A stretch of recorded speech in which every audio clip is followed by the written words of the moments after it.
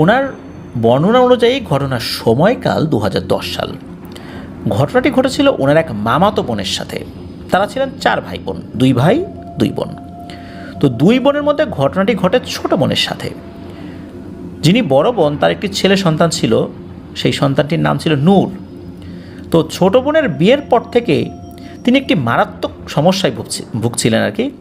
সেটা হলো, যখনই তিনি গর্ভবতী হতেন 2 মাস 2.5 মাস এরকম একটা সময়, হঠাৎ করে রাতের বেলা তিনি চিৎকার দিয়ে ঘুম থেকে উঠে পড়তেন আর পেটে প্রচণ্ড যন্ত্রণা অনুভব করতেন।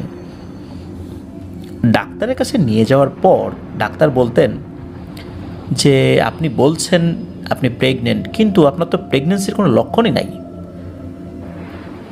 তারপরে আল্ট্রাসাউন্ডও দিতেন। আল্ট্রাসোনোগ্রাম করার পর অদ্ভুত এক দৃশ্য দেখা যেত। সেটা হচ্ছে ওনার পেটে কোনো সন্তানই নাই, অথচ আগের আল্ট্রাসোনোগ্রামে কিন্তু দেখা গিয়েছে যে তার পেটে সন্তান রয়েছে। আগের দিনও উনি কিন্তু গর্ভবতী অবস্থায় যে ধরনের লক্ষণ ওনারা টের পান, সেটা উনি বোধ করেছেন। রাতের বেলা হঠাৎ করে কী এমন হলো যার ফলশ্রুতিতে এই ঘটনা ঘটল, অথচ তার কিন্তু গর্ভপাত হয়নি। তাহলে সন্তান কোথায় গেল? এই ঘটনার পর চলে যায় আরও বেশ কিছুদিন।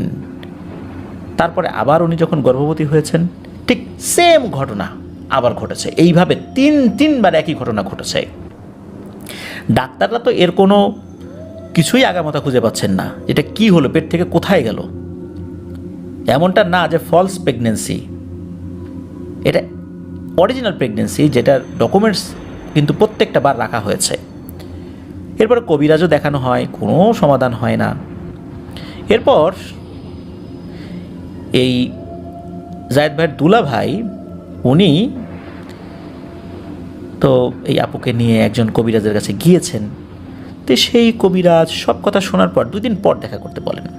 তো 2 দিন পর তার কাছে যখন গিয়েছেন, তখন তিনি আপুকে 1 বোতল পানি পরা দেন, আর বেশি কিছু বলেন না, ওই পানিটাই নিয়মিত পান করতে বলেন। এদিকে এই আপুর 2 ভাইয়ের এক ভাই, যার নাম ছিল হৃদয়, তার পরিচিত একজন ভালো হুজুর আছেন। তো কবিরাজের পানি খাওয়ার পাশাপাশি তার সাথেও একবার দেখা করলে ভালো হবে হয়তো, এরকম চিন্তা করেছেন। তো সবাই এতে রাজিও হয়। তো যেদিন এই হৃদয় ভাই হুজুরকে আনতে যাবেন, তার আগের দিন রাত প্রায় 12টার দিকে তিনি একা একা গ্রামের রাস্তা দিয়ে বাসায় ফিরছিলেন হেঁটে হেঁটে।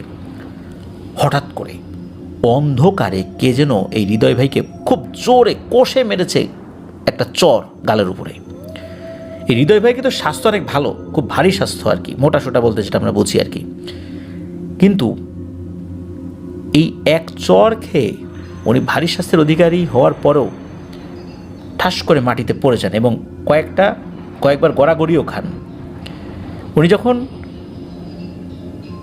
স্বাভাবিক হয়েছেন বলতে, যখন গড়াগড়ি খাচ্ছিলেন, উনি যখন চিত হয়েছেন কেবল, মানে ওঠার জন্য উঠবেন, এমন সময় মনে হলো একটা ছায়া ধপাস করে এসে তার বুকের উপর এসে পড়ল এবং পা দিয়ে প্রচণ্ড জোরে চেপে ধরেছে। উনি তো কোনোভাবেই ওখান থেকে নড়তে পারছিলেন না। এদিকে এই জিনিসটা যে আসলে কি, এটাও উনি বুঝতে পারছিলেন। একটা ছায়ার মতো মনে হচ্ছিল। অনেক কষ্টে সেখান থেকে ছাড়িয়ে কোনো মতে উঠে বাড়ির দিকে দিয়েছেন দৌড়। তো দৌড়ে বাসা আসার সময় উনি আর কোনো প্রবলেমে না পড়লেও বাসায় আসার পর উনি অসুস্থ হয়ে পড়েন। কিন্তু কি ঘটেছে এটা কিন্তু বলতে ভোলেন নাই পরিবারের সদস্যদেরকে। উনি বুঝতে পারেন যে এই যে হুজুরকে নিয়ে আসবেন, এটা নিশ্চয়ই কোনো অশরীরই আনতে দিতে চায় না, কিন্তু তার বোনকে তো সুস্থ করতে হবে। এই জন্য উনি যেহেতু ওনার এই শারীরিক সমস্যার কারণে যেতে পারবেন না, তখন তার ছোটো ভাই শুভ আর তার যে ভাগিনা নূর, ওই যে প্রথমে নূরের কথা বলেছি, এই শুভ এবং নূরকে হুজুরের ঠিকানা দিয়ে বলেন দ্রুত কাল সকালবেলা এই হুজুরের সাথে দেখা করবি এবং তাদেরকে নিয়ে আসবি, একসাথে তাকে সাথে নিয়ে আসবি। কিন্তু ওই দিন রাত্রেই এই শুভ এবং নূরের সাথে ঘটে যায় আরেকটি ভয়ানক ঘটনা। রাত্রে শুভ এবং নূর একসাথে ঘুমিয়েছিল। তো হঠাৎ করে নূর শুভর হাত ধরে বিছানা থেকে টেনে হিঁচড়ে নিচে নামাতে থাকে এবং একই সাথে অনেক গালাগালি করতে থাকে। তো শুভর চিৎকারে বাসার লোকজন একত্র হয় এবং নূরকে যখন হাত দিয়ে ধরে, তখন এই নূরের চেতনা ফেরত আসে। তখন নূর জানা যায় এতক্ষণ যে সে কী করছিল, কী হচ্ছিল, কী বলছিল এই বিষয়ে সে কিচ্ছু বলতে পারে না। সে তো ঘুমিয়েছিল, সে দাঁড়িয়ে আছে কেন, সে উঠলো কখন, আর লোকজন এখানে এত লোক কী করে ঘরের মধ্যে। তো বুঝতে পারে যে কোনো একটা অস্বাভাবিক ব্যাপার হচ্ছে, কারণ হৃদয় ভাইয়ের সাথে কিন্তু ঘটনা ঘটলো, ওই রাত্রে আবার নূর এবং শুভের সাথে এই ঘটনা ঘটলো। যাই হোক, দোয়া দুরুদ পরে ওদেরকে ঝাড়ফুঁক করে বাড়ির লোকজন যেটা জানেন আর কি তাদেরকে আবার শুইয়ে দেন। তো বেশ অনেকক্ষণ হয়ে যায়। এই শুভ ভাই যিনি, ওনারও তো একটু ঘুম ঘুম ভাব আসছে। তখন হঠাৎ করে শুভ ভাই শুনতে পায় কে যেন কানের কাছে ফিস ফিস করে বিশ্রী ভাষায় তাকে গালিগালাজ করছে। কিন্তু এই শব্দ, এই যে নূর যে, সে কিন্তু কিছুই শুনতে পারছে না। কিছুক্ষণ এভাবে চলে। তো শুভ ভাই তো নূরকে বলছে, এই নূর তুই কিছু শুনতে পাচ্ছিস? সে তো বলে, না আমি কিন্তু কিছু শুনি না। তো বেশ খানিকক্ষণ এভাবে চলার পর এমনি এটা বন্ধ হয়ে যায়। কিন্তু সকালবেলা আশ্চর্যজনকভাবে শুভ ভাই এবং নূর এই দুজনেরই মারাত্মক জ্বর আসে, মানে পরের দিন সকাল থেকে। ঘটনা কিন্তু 2010 সালের ঘটনা আর কি। তো এইভাবে বাড়ির 3টা ছেলের কিন্তু জ্বর, প্রায় 1 সপ্তাহ কেটে যায়। ওদিকে হৃদয় ভাইয়েরও কিন্তু জ্বর, ওই রাত্রে আবার জ্বর এসেছিল, কারণ তার সাথে তো ঘটনা প্রথম ঘটেছিল। এই হৃদয় ভাই, শুভ ভাই, নূর, এই 1 সপ্তাহের ব্যবধানে জ্বর অনেকটাই কমে এসেছে, কিন্তু পুরোপুরি ঠিক হয়নি অবশ্য। এরই মধ্যে একদিন রাতের বেলা হঠাৎ আগের মতো চিৎকার করে ওঠে এই আপু। ওই যে মাঝে মাঝে চিৎকার করে উঠতো, এরপরে দেখা যেত তার পেটে থাকা বাচ্চাটা ভ্যানিশ হয়ে গেছে। তো উনি তো আগের মতো চিৎকার করে উঠেছেন, এবং সত্যিই একই ঘটনা ঘটে, ওনার সন্তান আর নাই। তখন আসলে খুবই মারাত্মক এক অবস্থা পরিবারে, কারণ একের পর এক সন্তান এইভাবে ভ্যানিশ হয়ে যাচ্ছে। তবে এবারের ব্যাপারটা সম্পূর্ণ অন্যান্য বারের থেকে আলাদা।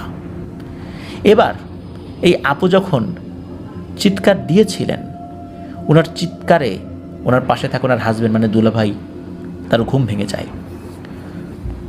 বুঝতে পেরেছিলেন যে এই চিৎকারের আসলে মানেটা কি। অন্যান্য 3বার যে ঘটনা ঘটেছে, এবার হয়তো একই ঘটনা ঘটেছে, কিন্তু অন্যান্য 3বার যেটা নজরে আসে নাই, এইবার একটা ভয়ানক জিনিস নজরে আসে। দুলাভাই দেখতে পান যে শরীরবিহীন রক্ত মাখা একটা মাথা শূন্যে ভেসে ভেসে তার ঘরের দরজার সামনে দিয়ে মনে হলো ভ্যানিশ হয়ে গেল।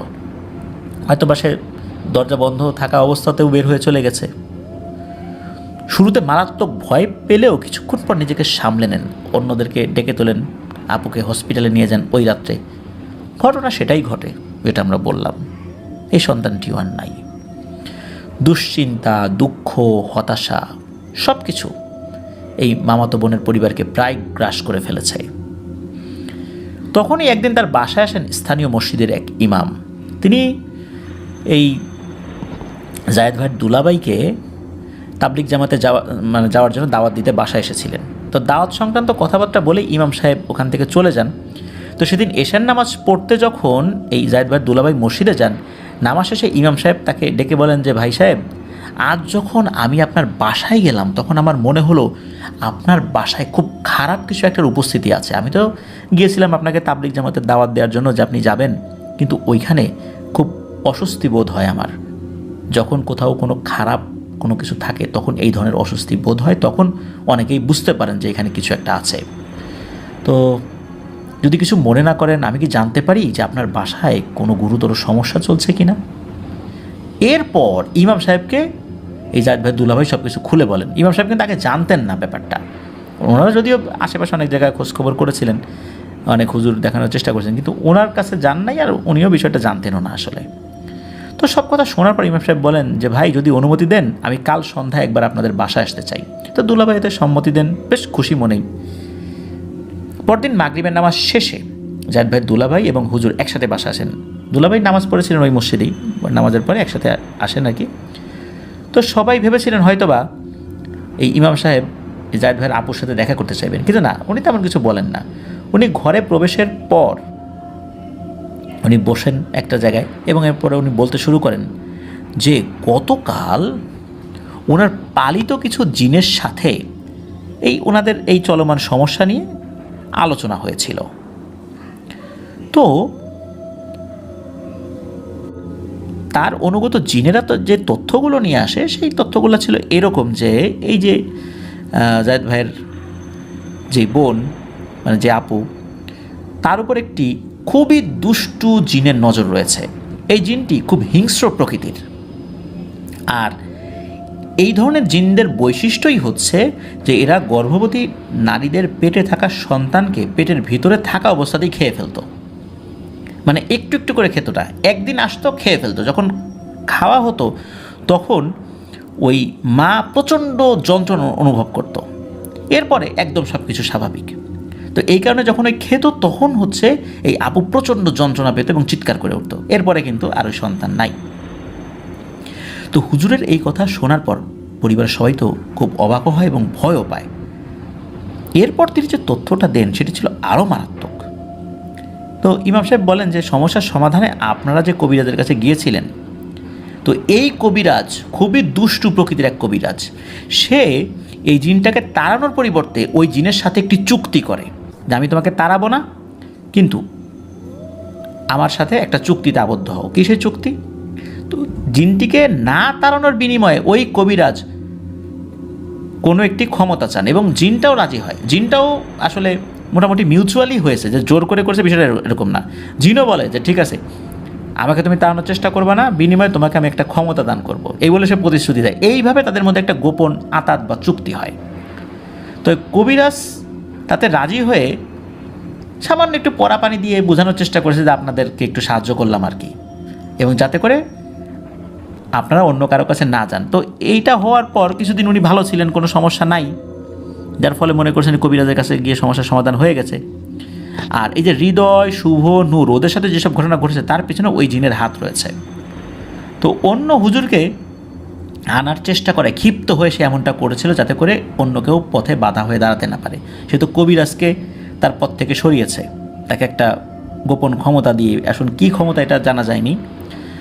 তো ইমাম সাহেব সব কিছুর ব্যাখ্যা করার পর এই জায়েদ ভাই দুলাভাইয়ের কাছে জানতে চান যে এখন এই সমস্যা থেকে উদ্ধার হওয়া যাবে, তবে কি করতে হবে। মানে উনি তো ব্যাখ্যা করেছেন, দুলাভাই তো জানতে চাচ্ছেন কী করা যায়। ইমাম সাহেবও আলোচনা করছেন। তখন ইমাম সাহেব বলেন যে আল্লাহ যদি সহায় হন, ইনশাল্লাহ আজকে রাত্রেই এই জিনটাকে ধ্বংস করে ফেলব ইনশাল্লাহ। এই বলে তিনি একটি রুমে প্রবেশ করেন এবং সেখানে বসে একা একা রুকিয়া সংক্রান্ত আয়াতগুলো পড়তে শুরু করেন। উনি কিন্তু অন্য রুমে আছেন। কিছুক্ষণ পরে আপুর শরীরে খুবই যন্ত্রণা ওঠে, তিনি যন্ত্রণা ছটফট করতে থাকেন।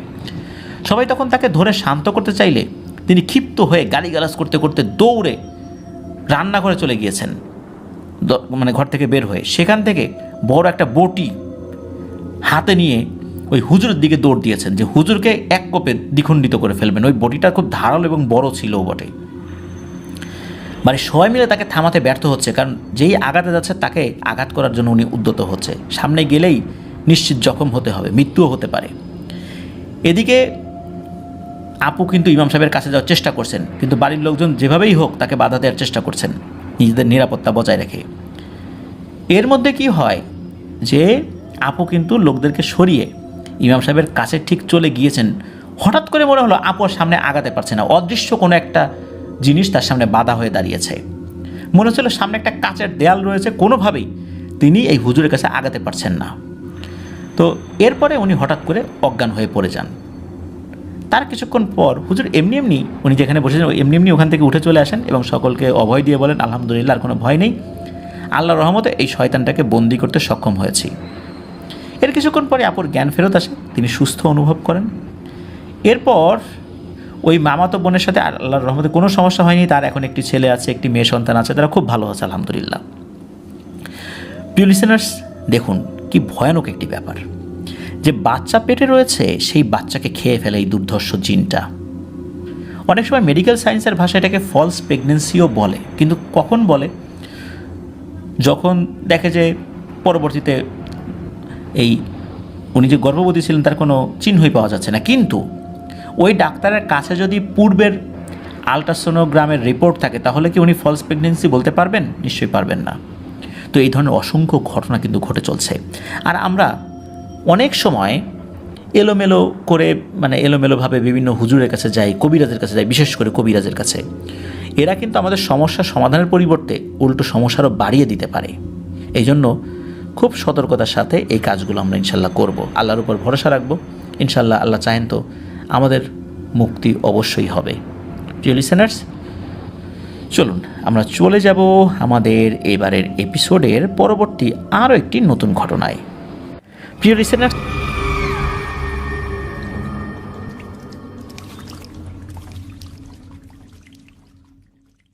আবারও স্বাগতম জানাচ্ছি প্রিয় লিসেনার্স আমাদের 121তম এপিসোডের পরবর্তী আরও একটি নতুন ঘটনায়। এখন যে ঘটনাটি আপনাদের সাথে শেয়ার করব, এই ঘটনাটি আমাদেরকে যিনি পাঠিয়েছেন তার নাম সুমাইয়া জাহান সুমি। ওনার বাড়ি বরিশাল জেলার বাকেরগঞ্জ উপজেলার কৃষ্ণকাঠি গ্রামে। ওনার শ্বশুরবাড়ি অবশ্য শরীয়তপুর জেলার জাজিরা উপজেলার 26পাড়া গ্রামে। তবে উনি নিজের বাবার বাড়িতেও এখন নেই, শ্বশুর বাড়িতেও নেই, কারণ ওনারা সপরিবারে এখন ঢাকাতে রয়েছেন। অনেক আগে থেকে ঢাকাতেই থাকেন, মূলত পুরান ঢাকাতে থাকেন। আর ঘটনাটা এই পুরান ঢাকাতেই ঘটেছে, এখন থেকে প্রায় 30 বছর আগের ঘটনা। তো এই ঘটনাটির সত্যতা বিষয়ে ওনার পরিবারের সবাই জানেন। খুবই মর্মান্তিক একটি ঘটনা। চলুন শুনে আসি সেই ঘটনাটি। তো ঘটনাটি মূলত ওনার মাই ওনাকে বলেছেন। আর তখন উনি বা ওনার বড় আরও 3 জনের জন্ম হয়নি। সালটা ঠিক ওনার মনে নেই, তবে ওনার মায়ের অনুমান অনুযায়ী 1989 কি 90 সালের দিকে হতে পারে, বা এরকমই হবে আর কি। তখন ওনার বড় বোন, শুধু ওনাদের পরিবারে একজন সদস্য জন্মগ্রহণ করেছিল। তখন তার বয়স 4 কি 5 বছর। আর ওনারা তো তখনও হন নাই, এখন যারা আছেন আর কি। তো ওনার মা পরবর্তীতে আবারও যখন সন্তান সম্ভবা হন, তখন ওনার নানা নানিও ঢাকাতেই থাকতেন আর কি, পাশাপাশি জায়গায়। তো ওই সময় নাকি ঢাকাতে এত বিল্ডিং বা এত উন্নত তেমন কিছু খুব একটা দেখা যেত না। এখন যেরকম আকাশচুম্বী অট্টালিকাগুলো হচ্ছে, বিভিন্ন ফ্ল্যাট বাড়িগুলো হচ্ছে, তখন কম ছিল। শুধু জায়গায় জায়গায় বড় বড় ড্রেন দেখা যেত, আর বেশ দূরে দূরে ঘরবাড়িগুলো দেখা যেত। আর বাসাবাড়িগুলো বেশ দূরে দূরে ছিল, আর ছোটো ছোটো ঘরবাড়িগুলো সেখানে ছিল। তো ওনার মা তখন 9 মাসের গর্ভবতী। তখন কোনো একটা কারণে, মানে পারিবারিক ব্যাপারে, দুজনের মধ্যে ঝগড়া হয়, মানে তার মা এবং বাবার মধ্যে। তো ঝগড়াঝাটি লাগার এক পর্যায়ে অভিমান করে ওনার মা ওনার মায়ের কাছে, মানে এই যে সুমিয়াপুর নানির কাছে ওই রাত্রি চলে যান। যেহেতু পাশাপাশি এলাকা, যেতে তো বেশি সময় লাগে না, মানে পুরান ঢাকার ওই জায়গায় আর কি, যেটার কথা বলছি আর কি। তো উনি তো হেঁটে চলে গিয়েছেন। তো ওনার আম্মু নিজেও জানতেন না যে কি বিশাল একটা বিপদ উনি ডেকে নিয়ে এসেছেন এই রাতের বেলা বাড়ি থেকে বের হয়ে। ওই সময় আসলে রাত কয়টা ছিল, খুব যে বেশি রাত ছিল এরকমও না, লোকজন হাঁটাচলা করছিল। তবে যেহেতু উনি গর্ভবতী ছিলেন, ওই সময় রাস্তায় আসা যাওয়া করা, হাঁটাহাঁটি করাটা ওনার জন্য বেশ বিপজ্জনকই ছিল বটে। কিন্তু ওই সময় তার মাথায় এগুলো কাজ করেনি। উনি বেশ রাগী একজন মানুষ, তার হাজব্যান্ডের সাথে ঝগড়া হয়েছে, বাসা কাছাকাছি তার মায়ের বাড়ি, রাগ করে ওই জায়গায় চলে গেছেন। তো ঢাকায় হাজিরগাড়া নামক একটা জায়গা ছিল, এখন সেখানে একটা বড় তেলের পাম্প হয়েছে। ওই জায়গাটা নাকি বেশ ভয়ানক ছিল, ময়লা আবর্জনার স্তূপ থাকতো। মানুষ অনেকেই ওখানে যাওয়া আসার সময়, বিশেষ করে গভীর রাত্রে যাওয়া আসার সময় ভয় পেত। তখন তো আসলে এতটা সুন্দর ওই অবস্থায় ছিল না, এখন থেকে আরও অনেক দিন আগের কথা বলছি যেহেতু। তো উনি তো ওই হাজিরগাড়া নামক স্থান পার হয়ে ওটা পাস করে যখন যাচ্ছিলেন, তখন নাকি একটা ঠান্ডা বাতাস এই সুমিয়াপুর আম্মুর গায়ে লেগেছিল।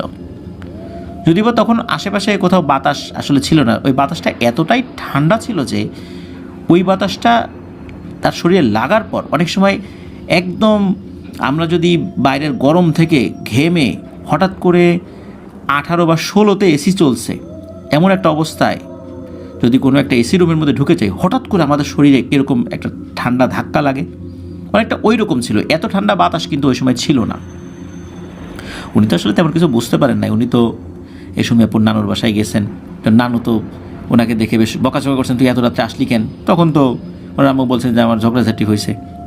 বলছে আচ্ছা ঠিক আছে, আসছিস, এখন থাক, পরের দিন দিয়ে আসবো। এই অবস্থায় এত রাত্রে আসাটা ঠিক হয় নাই। বিশেষ করে হাজিরগাড়া ওই দিক দিয়ে যখন উনি এসেছিলেন, এটা চিন্তা করেই মূলত ওনার নানি, এই সুমিয়াপুর নানি, সুমিয়াপুর আম্মুকে বকাঝকা করেছিলেন। তো যাই হোক, পরের দিন সুমিয়াপুর নানি সুমিয়াপুর আম্মুকে বাসায় দিয়ে আসেন।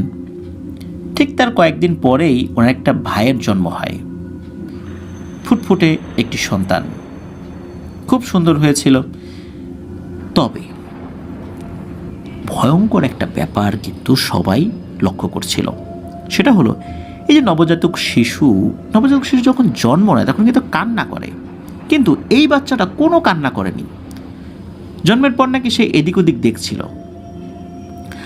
আর নবজাতক শিশু জন্মের পর তাকে যদি ধরা হয় তখন দেখা যায় তার শরীর বিভিন্ন জায়গায় রক্ত চামড়ার নিচে দেখা যাচ্ছে, কারণ তাদের স্কিনটা তো খুব পাতলা থাকে, শরীরটা লাল থাকে বিভিন্ন জায়গায়, মানে রক্ত কিন্তু বোঝা যায়। কিন্তু অদ্ভুত ব্যাপার হলো তার শরীরটা খুবই ফ্যাকাশে ছিল, মনে হচ্ছে তার শরীরে কোনো রক্তই নেই, পুরো শরীর সাদা। আর সে কোনো কিছু খেত না, দুধ পানি মধু কোনো কিছুই খেত না। আবার খাবার জন্য সে কান্নাও করছিল না, মায়ের বুকের যে দুধ খাবে না সেটাও সে করছিল না। এটা দেখে তো সুমিয়াপুর আম্মু অনেক দুশ্চিন্তায় পড়ে যান। আর এরপরেই মূলত সুমিয়াপুর নানিকে সেই রাতের কথা খুলে বলেন যে এরকম একটা ঠান্ডা বাতাস তার শরীরে গেছিল। এই কথা শোনার সাথে সাথে সুমিয়াপুর নানি তো খুব চিন্তায় পড়ে যান এবং তাকে বলেন, তুই কেন ওই রাতেই বিষয়টা বলিস নাই? কোনো সমস্যা থাকলে তো আমরা সমাধানের জন্য চেষ্টা করতাম, কিন্তু এখন করবোটা কি? এই শিশু সন্তান, এর কি হবে, এর ভাগ্যে কি হবে আমরা তো কিছু বুঝতে পারতেছি না, আল্লাহ খালি ভালো জানেন। আর এই কথা যদি তোর স্বামী জানতে পারে তখন ব্যাপারটা আসলে খুব অন্যরকম হবে। তখন আসলে ওনার বাবা তো বিষয়টা ওইভাবে জানতেন না, কারণ উনিও কিন্তু টুকটাক ঝাড়ফুঁক জানতেন, কবিরাজি করতেন। তাহলে ওনাকে বললে কি উনি এই বিষয়টা সমাধানের চেষ্টা করতেন না? আসলে সুমিয়াপুর আম্মু তো বিষয়টা আসলে ওইভাবে গুরুত্ব দেন নাই। তো যাই হোক, এখন ব্যাপারটা তো যেহেতু এরকম হচ্ছে, তখন সুমিয়াপুর আম্মুর কাছে জানতে চান যে কী ব্যাপার, এরকম কেন হলো। তখন উনিও আসলে ওইভাবে কিছু বলতে পারেন নাই ওই সময়, বা বলেন নাই। এদিকে সুমিয়াপুর আব্বু তার যে বড় ওস্তাদ রয়েছেন তার কাছে যান। উনি আবার ঢাকার বাইরে ছিলেন, মানে ওনার আব্বুর ওস্তাদ ঢাকার বাইরে ছিলেন। আর ওনার আব্বু এই বিষয়গুলোকে এতটা পাত্তা দেন নাই, উনি নিজে যতটুকু সাধারণ ঝাড়ফুঁক করতেন সেটাই উনি করেন। তো এর মধ্যে কিন্তু সুমিয়াপুর আব্বু একবার সুমিয়াপুর আম্মুকে জিজ্ঞেস করেছিল যে আচ্ছা তুমি কি এমন কোনো জায়গা দিয়ে হাঁটাহাঁটি করেছিলা যে জায়গাটায় কোনো খারাপ কিছু থাকতে পারে বা অশরীরী থাকতে পারে? সুমিয়াপুর আম্মু কিন্তু এই বিষয়ে এড়িয়ে গিয়েছিলেন, কারণ বললে যদি আবার বকাঝকা করেন, এটা ওনার ভুল ছিল, বলা উচিত ছিল। তো যাই হোক, এদিকে ব্যাপারটা হয়েছে কি, সুমিয়াপুর আব্বু ছেলে হওয়ার খুশিতে এগুলো নিয়ে অতটা মাথা ঘামান না। আর তার প্রথমে তো মেয়ে ছিল, পরে একটা ছেলে সন্তান হয়েছে, উনি অনেক খুশি ছিলেন। আর এই খুশির মধ্যে আবার ওনাকে দুশ্চিন্তা দেবেন এই বিষয়টা আসলে উনি চিন্তা করে মনে করেছেন যে আস্তে আস্তে সব ঠিক হয়ে যাবে। কিন্তু ছেলের এই অবস্থা দেখে উনি তো খুব চুপি চুপি কান্না করছেন। আর এই ভাইয়ের নাম, এই সুমিয়াপুর এই ভাইয়ের নাম রাখা হয়েছিল বেলাল। সে নাকি শুধু মাথা নেড়ে নেড়ে এদিক ওদিক দেখে আর হাসে, কোনো কান্না করে না, সে হাসে কিন্তু। আর তার ছেলে এরকম হাসে, নবজাতক শিশু, সুমিয়াপুর আব্বু খুবই খুশি। বারবার বুকের দেওয়া মানে দুধ খাওয়ার মানে চেষ্টা যে করানো হয়েছে, কিন্তু কোনো কাজ হয় না, সে কোনোভাবেই খাবে না। এদিকে বাইরের থেকে যেই খাবার, পাউডার দুধ যেটা গুঁড়ো দুধ, সেটা পানি মিক্স করে যে খাওয়াবে না সেটাও সে খায় না। এদিকে একদিন পার হয়ে গেছে। ওইদিকে যেদিন সুমিয়াপুর ভাই জন্মগ্রহণ করেছেন ওই দিন ওনার আব্বু আবার ওই রাত্রে মসজিদে ঘুমিয়েছিলেন, কারণ তখন ওনাদের একটাই রুম ছিল। তো সুমিয়াপুর আম্মুর লেবার পেইন ওঠায় ওনার আব্বু মসজিদে ঘুমিয়েছিলেন, কারণ সুমিয়াপুর নানি ওখানে এসেছিলেন, আরও কয়েকজন এসেছেন। আরেকটা ব্যাপার কি, পরিবারের কোনো আপদ বিপদ বা খুশির কোনো কিছু হওয়ার আগেই সুমিয়াপুর আব্বু কীভাবে যেন একটা সংকেত পেয়ে যেতেন, আল্লাহ ভালো জানেন কীভাবে এটা পান, হয়তো বা তার সিক্স সেন্সটা কাজ করে। তো ওনার আব্বু এই ঘটনার আগে নাকি একটা স্বপ্নে দেখেন যে একটা গাছের নিচে নাকি এক ঝুড়ি ফল নিয়ে উনি বসে আছেন। হঠাৎ এক ভিখারি এসে ওনার আব্বুকে বলেন, এই দুলাল, তোর কাছে তো অনেক ফল আছে, আমাকে একটা দে না, আমি অনেক দিন কিছু খাই নাই। তো এই কথা বলার পর স্বপ্নের মধ্যেই নাকি সুমিয়াপুর আব্বু ওই লোকটাকে একটা আপেল দিয়ে দেন, আর ওই লোকটা সেটা নিয়ে চলেও যায়। ঠিক তখনই ওনার আব্বুর ঘুম ভাঙে এবং ওনার আব্বু ওঠার সাথে সাথে, মানে ঘুম থেকে ওঠার সাথে সাথে উনি উঠে বসেছেন এবং আল্লাহকে স্মরণ করতে থাকেন, আল্লাহ এটা কী দেখলাম, আমি একটা জিনিস দিয়ে দিলাম। তখন যেহেতু সুমিয়াপুর আম্মুর ডেলিভারির সময় হয়ে গিয়েছিল, তখনই ওনার আব্বুর মনে একটা দুশ্চিন্তা বাসা বাঁধতে থাকে, কারণ এই ধরনের স্বপ্ন এই সময়ে দেখাটা এটা ভালো কিছু না। আর তখনই নাকি সুমিয়াপুর নানি সুমিয়াপুর বড় বোনকে মসজিদে পাঠায় ভাই হওয়ার সংবাদ দিতে। তখন তো সুমিয়াপুর আব্বু মসজিদে ছিলেন, বাসাতে বলেই গিয়েছিলেন আমি মসজিদে আছি। তো ভাই হওয়ার সংবাদ পাওয়ার পর সুমিয়াপুর আব্বু সেই স্বপ্নের কথা ভুলেই গিয়েছেন খুশিতে। কিন্তু উনি যখন বাসায় এসেছেন, এই অবস্থা দেখছেন তার ছেলের, তখন সুমিয়াপুর আব্বু সুমিয়াপুর আম্মুকে সেই স্বপ্নের কথা খুলে বলেন আর নিজেকেই দোষারোপ করতে থাকেন যে আমি বিষয়টা খেয়াল করি নাই, না জানি কী সমস্যা, আমি বিভিন্ন ঝাড়ফুঁক করি, হয়তোবা এই কারণেই এই ধরনের পরিস্থিতি হয়েছে। আসলে আসলে ব্যাপারটা কি উনি তো বুঝতে পারেন নাই।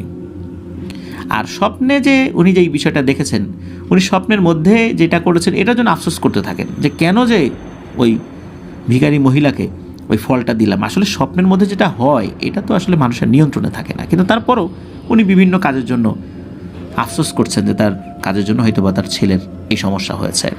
তো এদিকে 2 দিন পার হয়ে যায়। সুমিয়াপুর ওই ভাই বেলাল, যেই নামটা রাখা হয়েছিল, তখন সে কিছুই মুখে দেয় না। এদিকে সুমিয়াপুর আব্বু তো হাজার হাজার টাকা খরচ করছেন তার সুমিয়াপুর ভাইয়ের জন্য, যে কাপড় কিনছেন, এটা লাগে ওটা লাগে, অনেক কিছু করছেন আর কি, যেটা লাগে তার থেকে আরও বেশি বেশি করে খরচ করছিলেন। আর বিভিন্ন ধরনের খাবার ওই বয়সে নবজাতকের জন্য যে খাবারগুলো রয়েছে সেগুলো উনি কিনে আনছিলেন, কিন্তু কোনোভাবেই কোনো খাবারই তার মুখে দেয়া যায় নাই। তো আগের দিনে বাচ্চারা কম খেলে বা স্বাস্থ্য খারাপ থাকলে গ্রেপ ওয়াটার খাওয়ানো হতো, যা কাচের বোতলে পাওয়া যেত। তো ছোটোবেলায় অনেকেই এটা খেয়েছেন হয়তোবা। তো সুমিয়াপুর আব্বু 3 দিনের অনুষ্ঠান করার আয়োজন করে, কাকে দাওয়াত দিবে লিস্ট করেন। এদিকে সুমিয়াপুর নানা ঝুড়ি ভরে বাজার করে আনেন নাতি হওয়ার খুশিতে। এইদিকে সুমিয়াপুর নানি আর সুমিয়াপুর আম্মু এইগুলো দেখেন আর কষ্ট পান, কারণ তাদের মনের মধ্যে খারাপ কিছুর ইঙ্গিত দিচ্ছিল। তো দ্বিতীয় দিন দুপুরবেলা সুমিয়াপুর মা সুমিয়াপুর যে ভাই বেলালকে নিয়ে উঠানে বসা ছিলেন।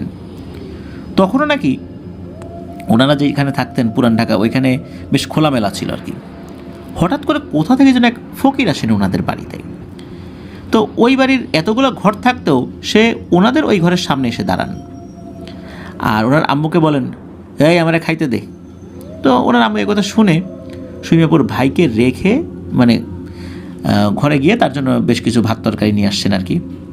উনি নাকি সেই খাবার খায়ও, আর খাওয়া শেষে বলে, তোর একটা নতুন কাপড়ের আঁচল এর টুকরা দে, আঁচল থেকে মানে এক টুকরা কেটে এনে দিতে হবে, এবং বলেন যে যেই কাপড়টা উনি এখনও ব্যবহার করেন নাই এই ধরনের কাপড়।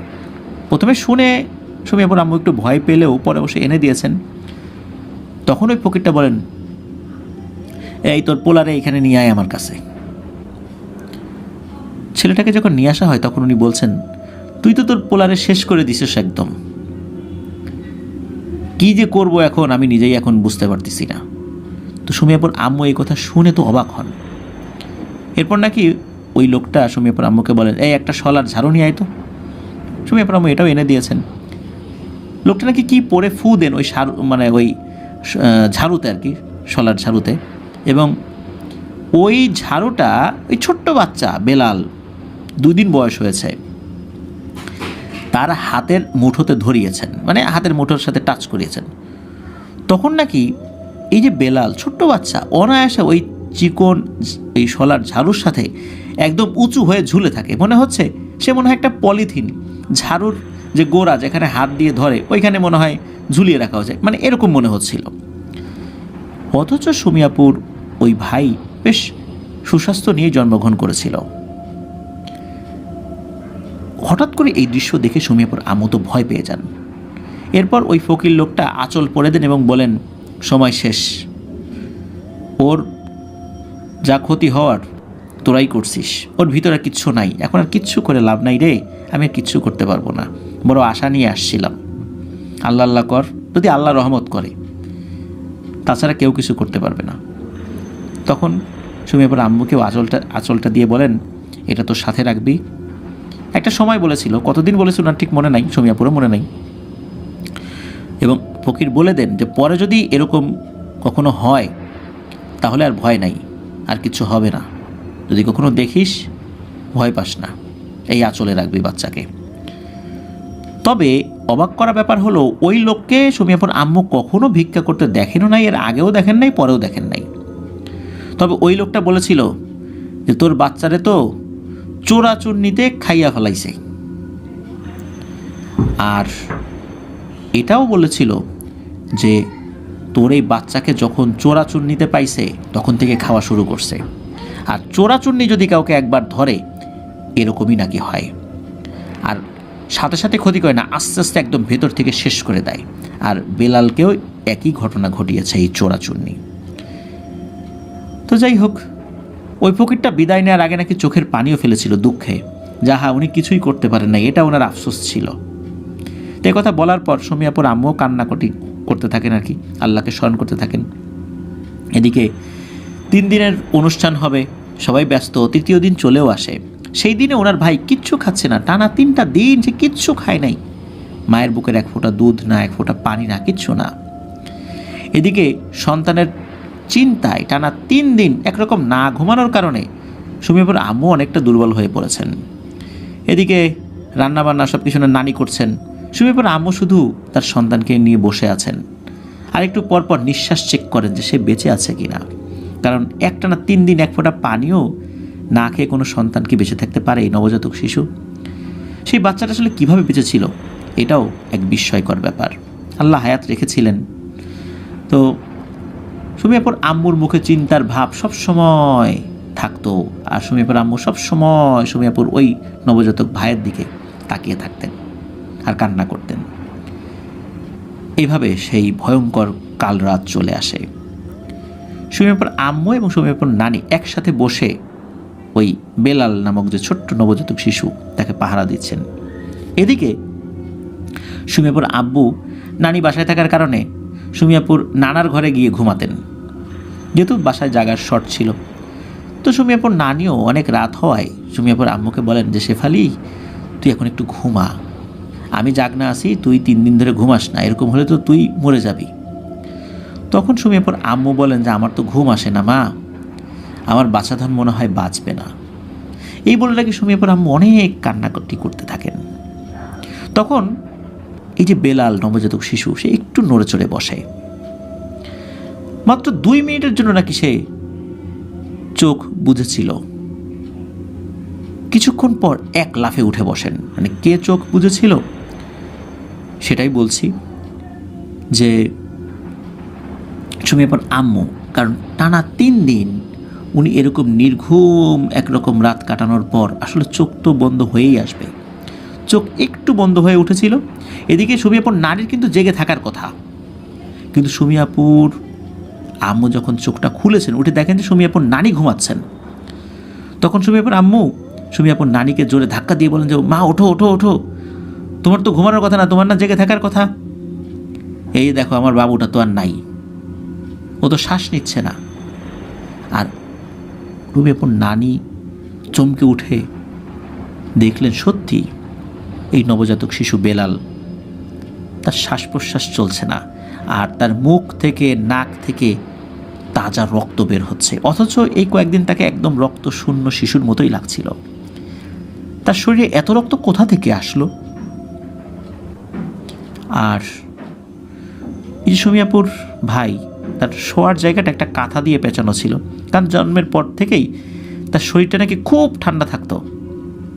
আর যে কাপড়গুলো তাকে পরানো হতো, সেই কাপড়গুলো আগুনের একটা ভাপ দিয়ে, মানে ছেঁকা দিয়ে তাকে পরানো হতো, তারপরও তার শরীর গরম হতো না, তার শরীর ঠান্ডাই থাকতো। সেই কাঁথাটা নাকি পুরোটা রক্তে ভিজে গিয়েছিল। সেটা দেখে সুমিয়াপুর আম্মু জোরে চিৎকার করে কান্নাকাটি করতে থাকেন। সুমিয়াপুর সেই নবজাতক ভাই বেলালকে জড়িয়ে ধরে আর এটাই বলতে থাকেন যে কেন আমি ঘুমাইলাম, আমি না ঘুমাইলে আমার বাবাটা বেঁচে থাকতো হয়তো। তো সুমিয়াপুর বাবাকে খবর দেওয়া হয়। সুমিয়াপুর বাবা কিন্তু শক্ত মনের মানুষ হওয়ার পরেও অনেক কান্নাকাটি করছিলেন, কারণ এক মেয়ের পর এই প্রথম ছেলে সন্তান হয়, উনি খুব খুশি ছিলেন। সুমিয়াপুর সেই নবজাতক ভাই বেলালকে আজিমপুর কবরস্থানে দাফন করা হয়।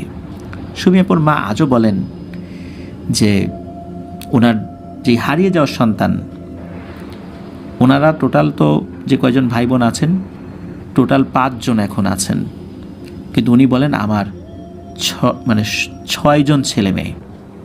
উনি কখনোই ওনার সেই নবজাতক 3 দিনের সন্তানকে বাদ দিয়ে বলেন না।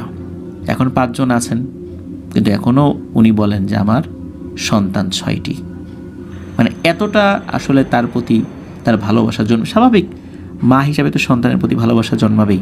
কিন্তু অনেক সময় দেখা যায় যে একদম শিশু বয়সে যখন সন্তানাদি মারা যায়, তাকে আমরা ভুলে যাই, তার কথা আমরা কখনো বলিও না যে আমাদের এই কয়জন সন্তান ছিল বা আমার এই কয়জন ভাই বোন ছিল। কিন্তু সুমিয়াপুর আম্মু এখনও সেই বেলাল নামক ছোট্ট নবজাতক শিশুকে উনি এখনও মানুষকে পরিচয় করিয়ে দেন। মানুষ যখন জিজ্ঞেস করে অন্যজন কোথায়, তখন বলেন যে শিশু বয়সে মারা গেছে, 3 দিন বয়সে। প্রিয় লিসেনার্স, এই যে শিশু বয়সে মারা যাওয়া এই সন্তানরা, তারা কিন্তু হাসরের মাঠে পিতামাতার পক্ষে সুপারিশ করবে আল্লাহ তাআলার কাছে। এই জন্য শিশু সন্তান মারা গেলে ধৈর্য ধারণ করতে হবে, আর যত কষ্টই হোক ধৈর্য ধারণ করতে হবে। বিলাপ করে কান্নাকাটি করা যাবে না। আল্লাহ আমাদেরকে ধৈর্য ধারণ করার তৌফিক দান করুক। প্রিয় লিসেনার্স, আমি হয়তো বা বলছি, উপদেশমূলক কথা বলছি, কিন্তু এই উপদেশ মানা যে কতটা কঠিন শুধু সন্তানহারা মা বাবাই বুঝতে পারেন। এটা অন্য কেউ হয়তো বা বুঝবে না, শুধু পরামর্শই দিতে পারবেন, উপদেশ দিতে পারবেন, কিন্তু ওই সময় ধৈর্য ধারণ করা কতটা কঠিন এটা যাদের হারিয়েছে তারাই শুধু বুঝতে পারবেন। প্রিয় লিসেনার্স, এটি ছিল ঘটনা। আসলে চোরাচুন্নি, এই যে ভয়ঙ্কর এক পিশাচ টাইপের জিন নোংরা জায়গাগুলোতে থাকে, আর গর্ভবতী অবস্থায় কোনো মহিলা যদি এটার পাশ দিয়ে যায় বা একদম নবজাতক শিশু নিয়েও যদি এই ধরনের কোনো নোংরা জায়গার পাশ দিয়ে যায়, তাহলে কিন্তু বিপদ হতে পারে। এই জন্য আমরা এই বিষয়গুলো খুব সতর্ক থাকার চেষ্টা করব ইনশাল্লাহ। আল্লাহ আমাদেরকে হেফাজত করুন। প্রিয় লিসেনার্স, চলুন আমরা চলে যাব আমাদের এবারের এপিসোডের পরবর্তী আরও একটি নতুন ঘটনায়। আবারও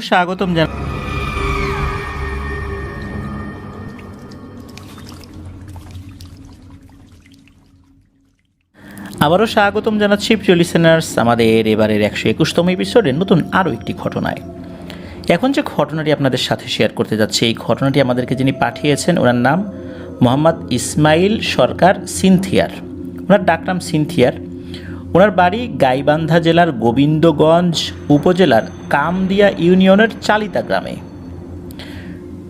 চলুন মূল ঘটনাতে চলে যাই। ঘটনাটা শুরু 1991 সালে, যখন ওনার আম্মুর বিয়ের অনুষ্ঠানের চূড়ান্ত কাজ চলছে। তো ওনার আম্মুর গায়ে হলুদের দিনে ওনার চাচা মারা গিয়েছেন। একদিকে আনন্দের জোয়ার বইছে বিয়ে বাড়িতে, আবার অন্যদিকে ওনার চাচা মারা গিয়েছেন। তো এই সিনথিয়ার ভাইয়ের আম্মুর গ্রামের নাম হচ্ছে দইহারা। এটাও ওই গোবিন্দগঞ্জ থানাতে অবস্থিত।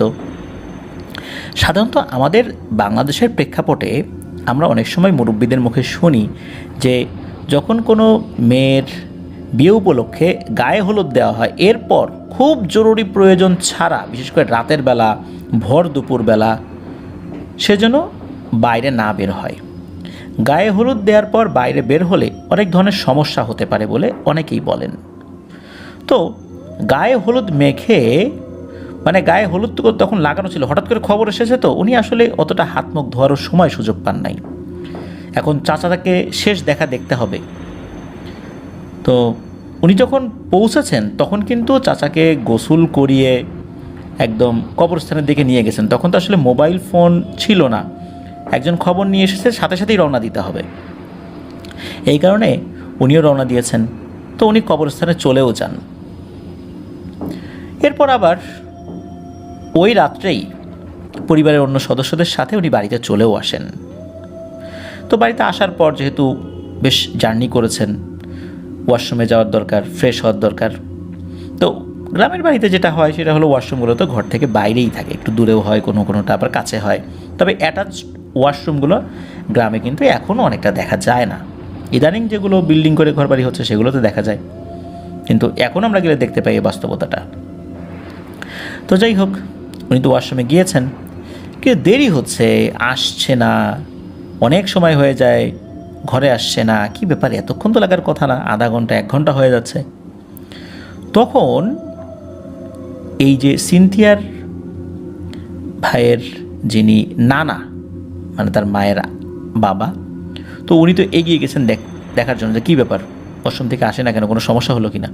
তো উনি যখন ওয়াশরুমের কাছে গিয়েছেন তখন ভয়ঙ্কর একটা দৃশ্য দেখতে পান। উনি দেখতে পান যে সিনথিয়ার ভাইয়ের আম্মু, উনি একটা কাঁঠাল গাছ বেয়ে উপর দিকে উঠে যাচ্ছে। অল্প একটু উঠেছে আর কি, আরেকটু উপরে উঠলে ওনার হাতের নাগালের বাইরে চলে যাবে। উনি তো দৌড়ে গিয়ে তার পা টেনে ধরেছেন এবং পা টেনে ধরে চিৎকার চেঁচামেচি শুরু করেছেন এবং আশেপাশে যারা আছে সবাইকে ডাকাডাকি করছেন।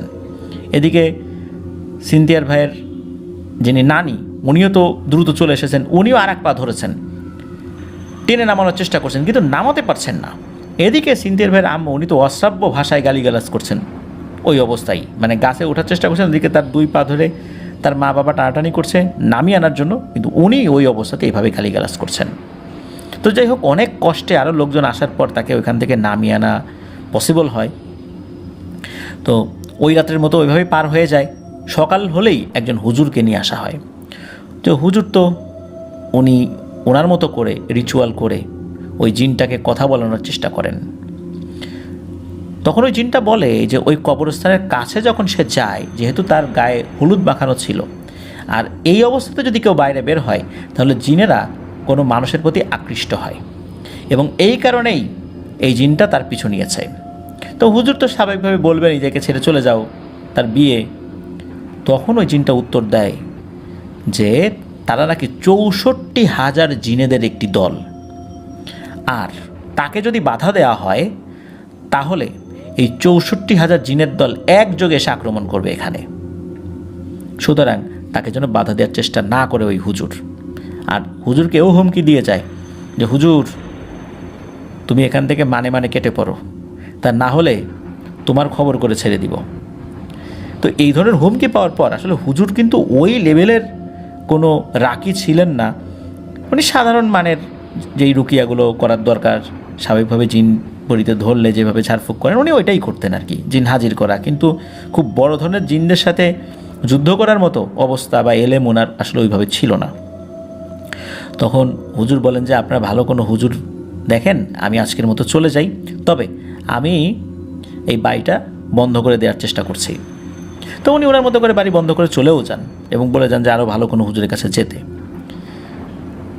ওই রাত্রে ওই যে হুজুর যিনি, উনি তো নিজের বাড়িতে ঘুমিয়ে আছেন।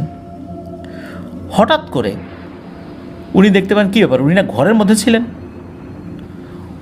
ঘরের দরজা বন্ধ, অথচ খাট সমেত উনি বাড়ির উঠোনে। এরপরে আরও ভয়ানক জিনিস দেখতে পান, সেটা হলো উনি দেখেন যে ওনার বিছানার ভিতরে অনেকগুলো সাপ কিলবিল করছে। উনি তো লাফ দিয়ে বিছানা থেকে নেমে যান। নামার পরে দেখেন ওনার উঠোন ভর্তি, আশেপাশে সব জায়গায় সাপ ঘোরাঘুরি করছে। উনি তো চিৎকার চেঁচামেচি শুরু করেছেন, ঘরের থেকে লোকজন চলে আসছে। এখন এসে দেখে যে ঘরের এই যে চৌকিটা বা খাটটা এটা বাইরে। সবাই বলে কী ব্যাপার, খাট বাইরে কেন? তখন উনি বলেন যে এই ঘটনা, কিন্তু অন্য লোকরা এসে কিন্তু এরকম সাপ টাপ অন্য কিছু দেখে নাই। তো হুজুর তো প্রচণ্ড ভয় পেয়েছেন, কারণ এই রুগী দেখে আসার সময় কিন্তু জিনে হুমকি দিয়েছিল। তো পরের দিন সকালবেলা হুজুর কিন্তু এই যে সিনথিয়ার ভাইয়ের নানার কাছে এসে বলেন যে এই ঘটনা, এই যে দেখেন আমি তো এই বিপদে পড়েছিলাম, এখন এই ট্রিটমেন্ট এই সংক্রান্ত কোনো কাজে আমার জড়িত হওয়া চলবে না, এমনিতেই আমি পারতাম না, তারপর নিশ্চয়ই বুঝতে পারছেন। আর এই জিনগুলোকে এখন বিরক্ত করা যাবে না, এতে করে পরবর্তীতে আরও সমস্যা হতে পারে। আপনারা কিছু আমল করেন, আমি যতটুকু পারি আরও কিছু বিষয় আপনাদেরকে শিখিয়ে দেওয়ার চেষ্টা করব, কিন্তু এর বাইরে আর কোনো কিছু করা যাবে না। তো এরপরে কিছুটা থেমেও যায়, আর কোনো সমস্যা হচ্ছে না। সিনথিয়ার ভাইয়ের আম্মু স্বাভাবিক হয়ে যান। তো যেই আমলগুলো শিখে দেওয়া হয়েছিল সেগুলোও ওনারা করছেন, মানে ওই রকম সমস্যার হচ্ছে না। আর হুজুরের ওই সমস্যাটাও থেমে যায়। এরপর যখন সিনথিয়ার ভাই জন্ম নেন, একটু বড় হন, ওনাকে হেফজোখানাতে ভর্তি করে দেওয়া হয়। আর যেই হেফজোখানাতে ভর্তি করে দেওয়া হয় এই মাদ্রাসাটা ছিল ওনার বাড়ির পাশেই। তো উনি যেহেতু বাড়ির পাশেই ভর্তি হয়েছিলেন, রাতের বেলা উনি বাড়িতেই থাকতেন। আর শুরুর দিকে তো যখন ভর্তি হয়েছেন পড়াশোনার চাপ কম, এই জন্য উনি স্কুলে যে ভর্তি ছিলেন, ওই স্কুল থেকে নাম কাটান নাই, উনি স্কুলেও যেতেন।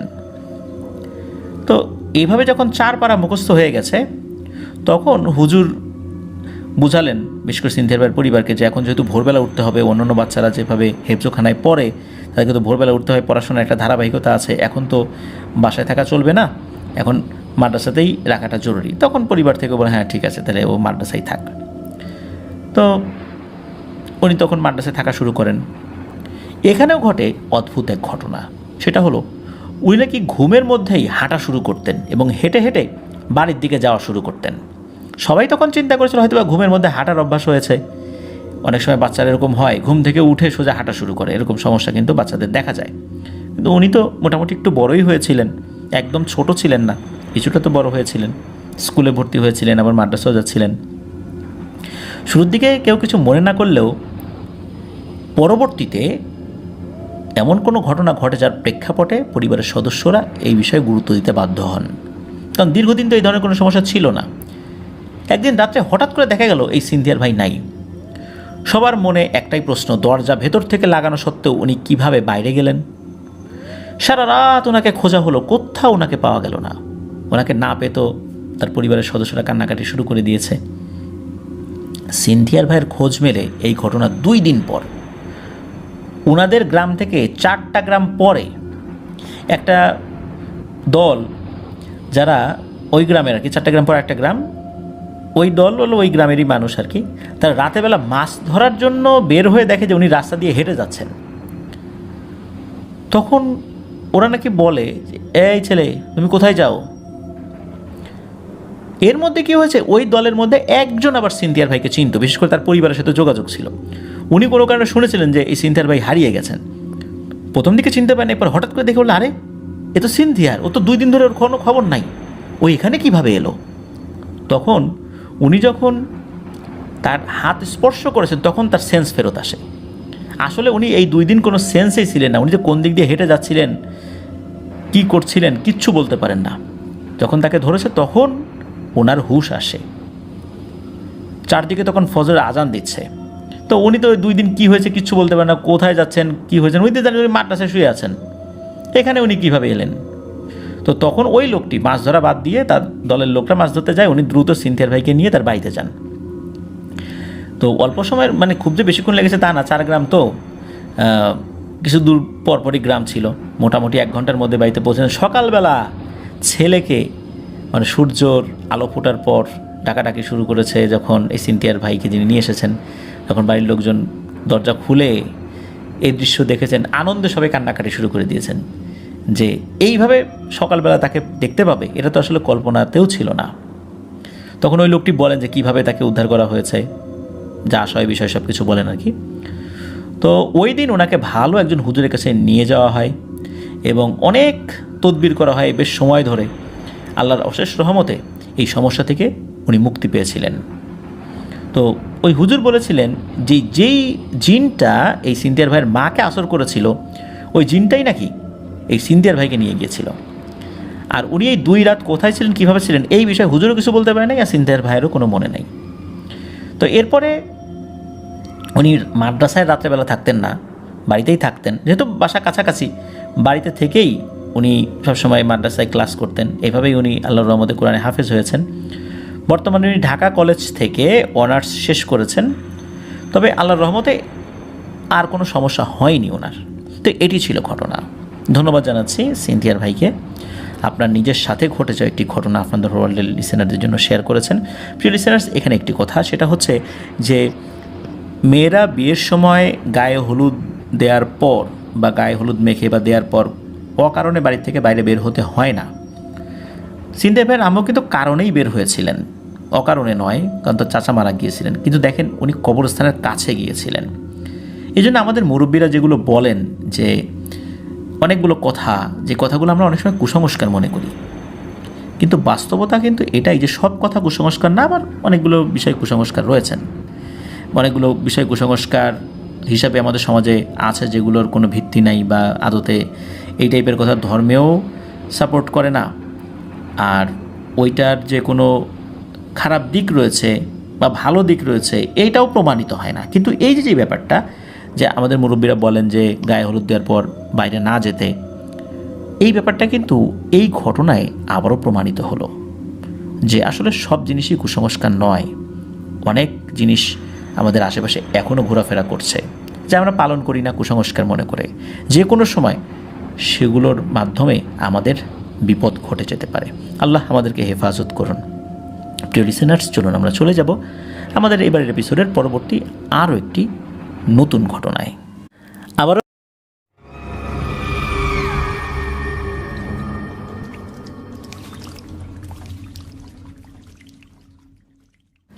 স্বাগতম জানাচ্ছি প্রিয় লিসেনার্স আমাদের 121তম এপিসোডের নতুন আরও একটি ঘটনায়। এখন যে ঘটনাটি আপনাদের সাথে শেয়ার করতে যাচ্ছি, এই ঘটনাটি আমাদেরকে যিনি পাঠিয়েছেন তার নাম মোহাম্মদ সুজন বিশ্বাস। ওনার বাড়ি রাজবাড়ী জেলার কালুখালী উপজেলার রতনদিয়া ইউনিয়নের রতনদিয়া গ্রামে। বর্তমানে উনি মদিনা গ্রুপে চাকরি করছেন। উনি যে ঘটনাটি আমাদেরকে পাঠিয়েছেন, এই ঘটনাটি ওনার আপন বড় কাকার সাথে ঘটেছিল। সময়টা 1980 কি 81 এই রকম সময় হবে, নির্দিষ্ট করে সাল বলা মুশকিল, তবে এরকম সময় হতে পারে বলে আমাদেরকে জানিয়েছেন। মাস ছিল জ্যৈষ্ঠ মাস। ওই বড় কাকার নাম হচ্ছে আবুল, মানে আবুল কাকা। তো ওনার একজন মামা ছিল, মানে বড় কাকার মামা। বয়স প্রায় কাছাকাছি হবে, তবে বয়সে 1-2 বছরের বড়ই হবে বড় কাকার ওই মামা। তো ওনারা দুজন মাঝে মাঝে একসাথে মাছ ধরতেন, তারপর আম কুড়োতে যেতেন। ওনাদের বাড়ির কাছাকাছি একটা বাড়ি ছিল, ওটাকে সবাই গোসাইয়ের বাড়ি বলতো, মানে গোসাই বাড়ি বা গোসাইয়ের বাড়ি এরকম বলতো। তো ওই গোসাই বাড়িতে 2টা বাগান ছিল। ওই 2টো বাগান অনেক বড় ছিল, বেশ ঘন বাগান ছিল। অনেক ধরনের গাছ, আম গাছ, জাম গাছ, বিভিন্ন ধরনের ফল গাছ, তারপর তো কাঠের গাছ তো আছেই। এছাড়া ঝোপ জঙ্গলও ছিল, যেমন বেতের ঝোড় এগুলো ছিল, তারপর বাঁশঝাড় এটাও ছিল। মানে বেশ বড় এলাকা নিয়ে ওইটা ছিল। আর 1980-82 সালের প্রেক্ষাপটে ওই সময় কিন্তু এটা একটা রিমোট এরিয়া। আর এই যেই গ্রামটা, এই গ্রামের পাশে কিন্তু চন্দনা নদী বয়ে গেছে। আর ওই গ্রামের খুব কাছেই রয়েছে Bhatiapara rail line. Bhatiapara rail line তো অনেক আগের, 1980, 81, 82 ওই সময় তো রেল লাইন দিয়ে রেলগাড়ি চলতো, মাঝখানে বন্ধ হয়ে গিয়েছিল, এখন তো আবার চালু হয়েছে। তো এইটাই ছিল মোটামুটি ওই গ্রামের একটা ক্ষুদ্র বর্ণনা। এবার আসেন মূল ঘটনাতে চাই। এই যে গোসাই বাড়ির যে বাগান, এই বাগানে কিন্তু অনেকেই ভোরবেলা আম কুড়োতে যেত। একদিন এই আবুল কাকার মামা উনি বলেন, আবুল, আজকে আমরা ওই জায়গায় আম কুড়োতে যাব, তো তুই আমাকে ডাকতে আসার দরকার নাই, আমি তোকে ডাকতে যাব। তো এই কথাই বলা ছিল আর কি। এদিকে হয় কি, এই আবুল কাকা যিনি, উনি তো রাত্রে খাওয়া দাওয়া করে ঘুমিয়েছেন। আর ঘটনা যখন ঘটে তখন ওনার বয়স কিন্তু কম ছিল না, 20 বছরের উপরে বয়স ছিল, 20, 22 বা 25 বছরও হতে পারে। এখন উনি তো শুয়েছেন, চিন্তা করছেন ওনার মামা তো ওনাকে ডাকতে আসবেন। হঠাৎ করে রাতের বেলা ঘুম ভেঙে গেছে, চিন্তা করলেন যে কী ব্যাপার, মামা এখনও ডাকতে আসলো না। যেহেতু ঘুম ভেঙে গেছে, যাই আমি গিয়ে মামাকে ডাক দিই, বাসা তো কাছাকাছি ছিল। তো উনি কী করেছেন, ডাকতে গেছেন। ওই উঠে আম কুড়োনোর যে প্রিপারেশন ওটা নিয়ে চিন্তা করছেন মামাকে ডাক দিয়ে ওই দিক দিয়ে এই গোসাই বাড়ির বাগানে যাব। তো ডাকতে যাওয়ার পর উনি যে এই যে ডাকেন, মামার ঘর থেকে কোনো সারা শব্দ আসে না। এদিকে ঘরের ভিতর থেকে আওয়াজ আসলো যে ও তো চলে গেছে। তখন এই আবুল কাকা চিন্তা করলেন যে কী ব্যাপার, মামার আমারে ডাকতে আসার কথা, আমি উল্টো চলে আসলাম, আর সে চলে গেছে, মানে আমাকে না নিয়েই ওই গোসাইর বাগানে চলে গেল একা একা। একা একা আম কুড়ানোর জন্য, বেশি আম পাবে এই জন্য মনে হয় আমাকে না বলে একা একা চলে গেছে। মানে উনি এইরকম চিন্তা করছেন, মনটা খারাপ করলেন উনি। চিন্তা করলেন মামা যেহেতু গোসাইর বাগানে আসে, যাই ওইদিকেই যাই। তো উনি তো ওই গোসাইর বাগানের দিকে রওনা দিয়েছেন। ওনার হাতে একটা কুপি ছিল, ওই সময় তো টর্চ লাইট ছিল ওনার কাছে, একটা ছোট্ট কুপি বা ল্যাম্পও বলি আমরা অনেকে, সেইরকম একটা জিনিস ছিল। ওইটা নিয়ে উনি আস্তে আস্তে যাচ্ছেন। খুব বেশি জোরে গেলে তো আবার কুপিটা নিভে যেতে পারে, হারিকেনটাও নিয়ে যায় না, কুপি নিয়ে গেছিলেন আর কি। তো উনি আস্তে আস্তে ওইদিকে যাচ্ছেন। তো গোসাইর বাগানের ভেতরে উনি চলেও আসেন। ওখানে চলে আসার পর একটা জায়গায় দূরে মানে ছোট্ট একটা আলো দেখতে পাচ্ছেন। উনি চিন্তা করলেন নিশ্চয়ই আমার মামা ওইখানে আম কুড়োচ্ছেন। তো উনিও আস্তে আস্তে ওই দিকটাতে গিয়েছেন। তো ওই দিকটাতে যখন গিয়েছেন তখন দূর থেকে দেখেন যে ওই আলো কোনো আসলে কোনো হারিকেন বা কুপি বা এই টাইপের আলো না, ভিন্ন ধর্মী একটা ছোট্ট আলো। উনি দূর থেকেও আলোটা যতটুকু দেখেছিলেন, কাছে আসার পরও মনে হচ্ছে ওই আলোটা ততটুকুই, কিন্তু ওই আলোর ওইখানে একটা অবয়ব দেখা যাচ্ছে। অবয়বটার চেহারা দেখা যাচ্ছে না, পেছন থেকে দেখা যাচ্ছে ওই অবয়বটাও আম কুড়োচ্ছে। এদিকে উনি পেছন থেকে বলছেন ও মামা, ও মামা, কিন্তু ওই যে মামা যিনি, উনি খালি উত্তর দেয় হুঁ হুঁ এইভাবে, কিন্তু কোনো কথা বলে না। এদিকে মামা তো আম কুড়োচ্ছে। আবুল কাকা দেখছেন যে মামা আম কুড়োচ্ছে, খুব দ্রুত আম কুড়োচ্ছে, মানে বেশ অনেক আম পাচ্ছেন। এখন আবুল কাকা চারদিকে ওই তার কুপির আলোতে দেখেন যে না, আশেপাশে তেমন কোনো আম নেই, অনেক দূরে দূরে এক একটা আম পড়ে আছে। তো উনি ওই আমগুলো তুলছেন আর চিন্তা করছেন কী ব্যাপার, আমার মামা এত আম পায় কোত্থেকে, আমি তো এত আম পাচ্ছি না। উনি পেছন থেকে আবার দেখেন ও মামা, তোমার দিকে আসবো, তুমি এত আম পাচ্ছ। তখন ওই অভাবটা তখন কোনো উত্তর দেয় না, মানে হু হা কিচ্ছু না। একটু আগে তো হু হু এরকম বলছিল, কিন্তু এখন আর সেটা কিচ্ছু করছে না। এরপরে কি হয়, উনি যখন আরেকটু এগিয়ে দেখার চেষ্টা করছেন যে কী ব্যাপার, মামা কথা বলে না কেন, তখন যখন আরেকটু এগিয়েছেন তখন দেখেন যে এই যে অবয়বটা, এই অবয়বটা মানুষের মতোই অবয়ব পেছন থেকে, কিন্তু মনে হচ্ছে তার মাথাটা বাঁকা। মাথা বাঁকা বলতে যদি কারো ঘাড় বাঁকা হয়, ঠিক যেমন এক পাশে কাত করা থাকে, মনে হচ্ছে এইরকম, কিন্তু মামা তো এরকম না। মামার তো এরকম মাথা বাঁকা না বা ঘাড় বাঁকা না। এরপর উনি চিন্তা করেন যে এটা কি আসলেই মামা না অন্য কিছু। আর এতক্ষণ যাকে আম কুড়োনো দেখছিলেন আম গাছের নিচে, আসলে সে তো আম গাছের নিচে আম কুড়োচ্ছে না, একটা বেতের ঝোড়ের কাছে আম কুড়োচ্ছে। আর ওইখানে তো আম গাছ নাই, আম গাছ তো অন্যদিকে। তাহলে ওইখানে কি পড়ে আছে যে মামা সেখান থেকে ওই জিনিস কুড়োচ্ছে? এইটা যখন উনি বুঝতে পেরেছেন, হঠাৎ করেই মনে হলো ওই অবয়বটা নাই আর ওই ছোট্ট আলোটাও নাই। তখন তো উনি ভয় পেয়েছেন যে মনে হয় এটা স্বাভাবিক কিছু না।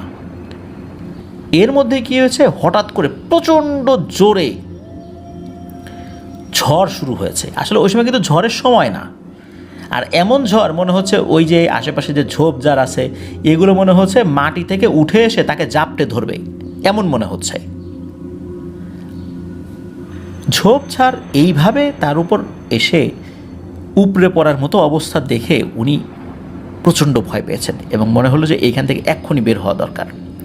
উনি ওখান থেকে দ্রুত বের হয়েছেন। মানে উনি ওই আম টাম কী কুড়িয়েছেন না কুড়িয়েছেন ওই দিকে তার কোনো খেয়াল নাই। উনি এক দৌড় দিয়েছেন ওই বাগান থেকে বের হওয়ার জন্য। কোন দিক দিয়ে বের হবেন, বাড়ি কোন দিকে, ওই দিকে আর খেয়াল নাই, চোখ যেদিকে গিয়েছে ওই দিকে দৌড় দিয়েছেন। আর আমার যে কুপিটা তো নিভে গিয়েছে ওই বাতাসে, কুপি ওখানে ফেলেই দিয়েছেন দৌড়। তো বাগান থেকে বের হয়ে খানিকটা এগিয়ে গেলেই এই যে ভাটিয়াপাড়া রেল লাইন যেটা, এটা পড়ে। তো উনি ওই রেল লাইনের উপরে উঠেছেন, কেবল ওখানে উঠে একটু হাঁপাচ্ছেন আর কি। এমন সময় পেছন থেকে একটা গায়েবী আওয়াজ আসে। গায়েবী আওয়াজে একটা কথা বলে ওঠে, আবুল, আজকের মতো ছেড়ে দিলাম, তবে তোকে কিন্তু একটা জিনিস দিতে হবে। তোর ভাগ্য ভালো, তবে এই জিনিসটা দিলে আমি তোর আর কোনো ক্ষতি করব না। তুই ব্রাহ্মণবাড়ি গিয়ে চাল ডাল এগুলো দিয়ে আসবি তোর সাধ্য অনুযায়ী। মনে রাখিস, ব্রাহ্মণবাড়ি গিয়ে চাল ডাল এগুলো দিয়ে আসবি। তো এই কথা শোনার পর এই আবুল কাকা, আসলে ওনারও তো সাহস ছিল, আর রেল লাইনের ভিতরে চলে এসে দুই পাশে রেলের লাইন চিন্তা করেছে এখানে তো লোহা আছে, আমার ভয় তো আর নাই। উনি আবার বলে উঠছেন, ধর বেটা, তোর চাল ডাল তুই দে, যা ভাগ এখান থেকে। এই কথা যেই না বলেছেন, ওনার পায়ের কাছে মনে হলো ধরাম করে কী যেন একটা পড়লো। উনি তাকিয়ে দেখেন, ওনার গায়ে পড়ে নাই, পায়ের কাছে পড়েছে। উনি তাকিয়ে দেখেন যে ওইটা আসলে একটা বড় পাকা তাল। এই তালটা ওনার পায়ের কাছে এসে পড়েছে। রেল লাইনে যে স্লিপার, ওই সময় কিন্তু কাঠের স্লিপারগুলো ইউজ করতো। তো ওই দুই স্লিপারের মাঝখানে যেখানে একটু পাথর টাথর থাকে, আর ভাটিয়াপাড়া লাইনে পাথর টাথর এমনিতেই খুব কম ছিল ওই সময়, খুব যৎসামান্য পাথর ছিল আর কি। তো এখানে এসে পড়ার কারণ তালটাতে থেতলে গেছে, বিষয়টা এরকম না। তো উনি আবার ওই তালটা উঠিয়েছেন, কুড়িয়েছেন আর কি। কুড়িয়ে উনি বাড়ির দিকে হাঁটা ধরেছেন। তো বাড়ি পর্যন্ত গিয়েছেন, কোনো সমস্যা হয়নি। সকালবেলা উনি দেখছেন যে তালটা আসলে কেমন, দেখছেন তাল বেশ ভালোই তাল, কারণ ওই বাগানে কিন্তু তাল গাছ ছিল। আর যদিও বা ভাদ্র মাসে তাল পাকে, তো ওরা ওই তালটা পাকাই ছিল আর কি। আর তখন চলছিল জ্যৈষ্ঠ মাস, মানে আম পাকার সময় আর কি। সাধারণত আম পাকার পরে আমরা তালটা দেখি, এরকম আর কি অবস্থা আর কি। এবার আসেন আমরা পরের অংশে যাই, যে এই যে ওই জিনিসটা বললো যে ব্রাহ্মণ বাড়িতে গিয়ে, মানে ওইখানে একটা বাড়ি ছিল, সেখানে ব্রাহ্মণরা থাকতো, সবাই ব্রাহ্মণ বাড়ি বলতো। ব্রাহ্মণ বাড়ি গিয়ে চাল ডাল দিতে কেন বললো? তো ওই জিনিসটা তো আসলে আবুল কাকা ওইখানেই অস্বীকৃতি জানিয়ে চলে আসেন। এর কয়েকদিন মোটামুটি স্বাভাবিকই যায়। উনি কিন্তু এই ঘটনাটা বাসায় কাউকে বলেন নাই। ওনার মা কিন্তু মারা গিয়েছিলেন আরও আগে, ওনার বাবা জীবিত ছিলেন। ওনার বাবা অনেক কবিরাজি জানতেন, টুকটাক অনেক ঝাড়ফুঁকো করতেন আর কি, ওনার সাধ্যে যতটুকু কোলায়। উনি ওনার বাবাকে ওই বিষয়টা বলেন নাই। তো পরের দিন যখন ওনাদের মামাকে উনি বলেছেন, কী ব্যাপার মামা, তোমাকে ডাকতে গেলাম তুমি নাই। বলে আমি তো উল্টো তোকে ডাকতে আসছি, আর তোকে ডাকতে এসে তোকে না হবে আমি আমার বাসায় চলে গেছি। তো তোকে যখন ডাকতে আসি তুই ওই সময় হয়তো বা আমার বাসায় ডাকতে গেছিলি। তো উনি ওনার মামাকে ওই বিষয়টা বলেন নাই। এর কয়েকদিন পর একদিন রাতের বেলা উনি খেতে বসেছেন, হঠাৎ করে বাইরে থেকে একটা ডাক আসে, এই আবুল, এইভাবে একটা ডাক। উনি ওই একটা ডাক যখন শুনেছেন, শোনার পর উনি দ্বিতীয়বার ওই ডাকটা শোনেন নাই। উনি চিন্তা করেন কী ব্যাপার, কে ডাক দিল। পরবর্তীতে বাইরে বের হয়ে উনি কিচ্ছুটাই দেখেন নাই, কিচ্ছু দেখেন নাই। উনি চিন্তা করলেন হয়তো মনের ভুল। তার ঠিক পরের দিন উনি রাতের বেলা খাবার খেতে বসেছেন। ঠিক খাবার খাওয়ার সময়, যখন খাবার খাওয়া অর্ধেক হয়েছে এমন একটা সময়, হঠাৎ বাইরে থেকে সেই ডাক, হে আবুল, এইভাবে ডাক। এইভাবে টানা 3 দিন ওনাকে ডাক দিয়েছে। তো উনি তো বুঝতে পারছেন নিশ্চয়ই ওই যে জিনিসটা, ওই জিনিসটা ওনার পিছু নিয়েছে, কিন্তু তারপরেও উনি ওনার বাবাকে কিছু বলেন নাই। এভাবে 3 দিন চলে যাওয়ার পর আরও কয়েকদিন আর কোনো ডাকটাক হয়নি, এরকম 3বার ডাক হয়েছে আর কি। একদিন সন্ধ্যার দিকে ওনার বাবা, মানে এই আবুল কাকার বাবা, উনি বলছেন যে এই আবুল, গরুর তো ঘাস কাটা হলো না, তুই একটু দ্রুত গিয়ে ঘাস কেটে নিয়ে আয়। তো ওই সময়ে যেই জায়গাটাতে উনি ঘাস কাটার জন্য বের হন, সেই জায়গাটা আজকে যদি কেউ ওই সাইডে যায়, ওখানে কালুখালী উপজেলা কমপ্লেক্স দেখতে পাবেন। এবং ওই কালুখালী উপজেলা কমপ্লেক্স যেখানে, তার ঠিক কাছাকাছি একটা জায়গা শ্মশান ছিল। তো উনি ওই জায়গাটাতে এসেছেন, তখনও সন্ধ্যা লাগে নাই। তো উনি একটা বস্তা এনেছেন আর কাঁচি এনেছেন আর কয়েক গোছা দড়ি এনেছেন, যাতে ঘাস কাটার পর সেগুলো বাঁধা যায় বা অন্য কোনো কাজ করা যায়, বা বস্তার মুখটা বাঁধা যায় আর কি। চিকন দড়ি নিয়ে আসছেন আর কি। তো উনি এসে ঘাস কাটছেন, ওদিকে সন্ধ্যা লেগে গেছে। উনি তো আসছেনই সন্ধ্যার একটু আগে। তো সন্ধ্যা হয়ে গেছে, অন্ধকার নেমে এসেছে। ওই দিন আবার বেশ জ্যোৎস্না ছিল। তো তখন মনে হলো যে না, এখন আর ঘাস কাটবো না, ঘাস কাটা শেষ। উনি একটা জায়গায় ঘাস কাটছিলেন, ওইখানে একটু ওইখানে ওই ঘাসগুলো জমিয়ে রাখে আবার আরেক জায়গায় যাচ্ছিলেন, এইভাবে আর কি ঘাস কাটছিলেন। পরে সব ঘাসগুলো একত্র করে উনি বস্তার মধ্যে ভরবেন, এরকমই পরিকল্পনা ছিল। তো উনি কিছু কিছু ঘাস ভিতরে ভরেছেনও। হঠাৎ করে উনি ফোঁস ফোঁস আওয়াজ শুনতে পেলেন। চিন্তা করলেন কী ব্যাপার, এই ফোঁস ফোঁস আওয়াজ আসে কোত্থেকে। পেছন দিকে তাকিয়ে উনি যেটা দেখতে পান, ওটা দেখে মারাত্মক ভয় পান। উনি দেখেন বিশাল আকৃতির গরু বলতে ষাঁড় গরু, শিং দুটো বড় বড়, চোখ দুটো লাল টকটকে জল জল করছে এবং চোখ দুটো থেকে আলো বের হচ্ছে। এবং গরুটা এমন যে টেনিস বল যেভাবে মাটিতে পড়ার পর ড্রপ খায়, কয়েকবার করে ড্রপ খায়, মনে হচ্ছে ওই গরুটা এক লাফে এক জায়গায় যাচ্ছে এবং ওই জায়গায় ওরকম 3-4 বার ড্রপ খাচ্ছে। আবার ওখান থেকে লাফ দিয়ে আরেকটা জায়গায় আসে, সেখানে 3-4 বার ড্রপ খাচ্ছে। এইভাবে উনি দেখছেন। তো ওটা দেখেই উনি প্রচণ্ড ভয় পান এবং বুঝতে পারেন উনি তো এবার গোদানের খপ্পরে পড়েছেন, আর গোদান যদি কারো পিছু লাগে তাকে মেরে ফেলে। এখন উনি কি করবেন? উনি হাতে যে কাঁচিটা ছিল আর বস্তা ছিল, দুটোই নিয়ে, মানে বস্তায় তখন অল্প ঘাস ঢোকাতে পেরেছেন, পুরো বস্তার ঘাসগুলো তখনও বাইরে ছিল, এগুলো কেটে কয়েক জায়গায় জড়ো করেছেন আর কি। যতটুকু ঘাস ভরেছিলেন ওই বস্তাটা কাঁধে নিয়ে আর কাঁচিটা নিয়ে উনি দিয়েছেন দৌড় বাড়ির দিকে। ওনার বাড়ির দিকে দৌড় দেওয়ার সময় একটা জায়গা পড়ে, ওখানে আইল আছে। তো উনি যখন ওই দিকে দৌড় দিয়েছেন, মাঝে মাঝে পেছন দিকে তাকাচ্ছিলেন। উনি দেখতে পাচ্ছিলেন যে ওই ভয়ঙ্কর ষাঁড় গরুটা পেছন পেছন ছুটে আসছে ওনার দিকে, আর সেই গরুটাই যখন জোরে জোরে নিঃশ্বাস ছাড়ছে তখন ফোঁস ফোঁস আওয়াজ হচ্ছে।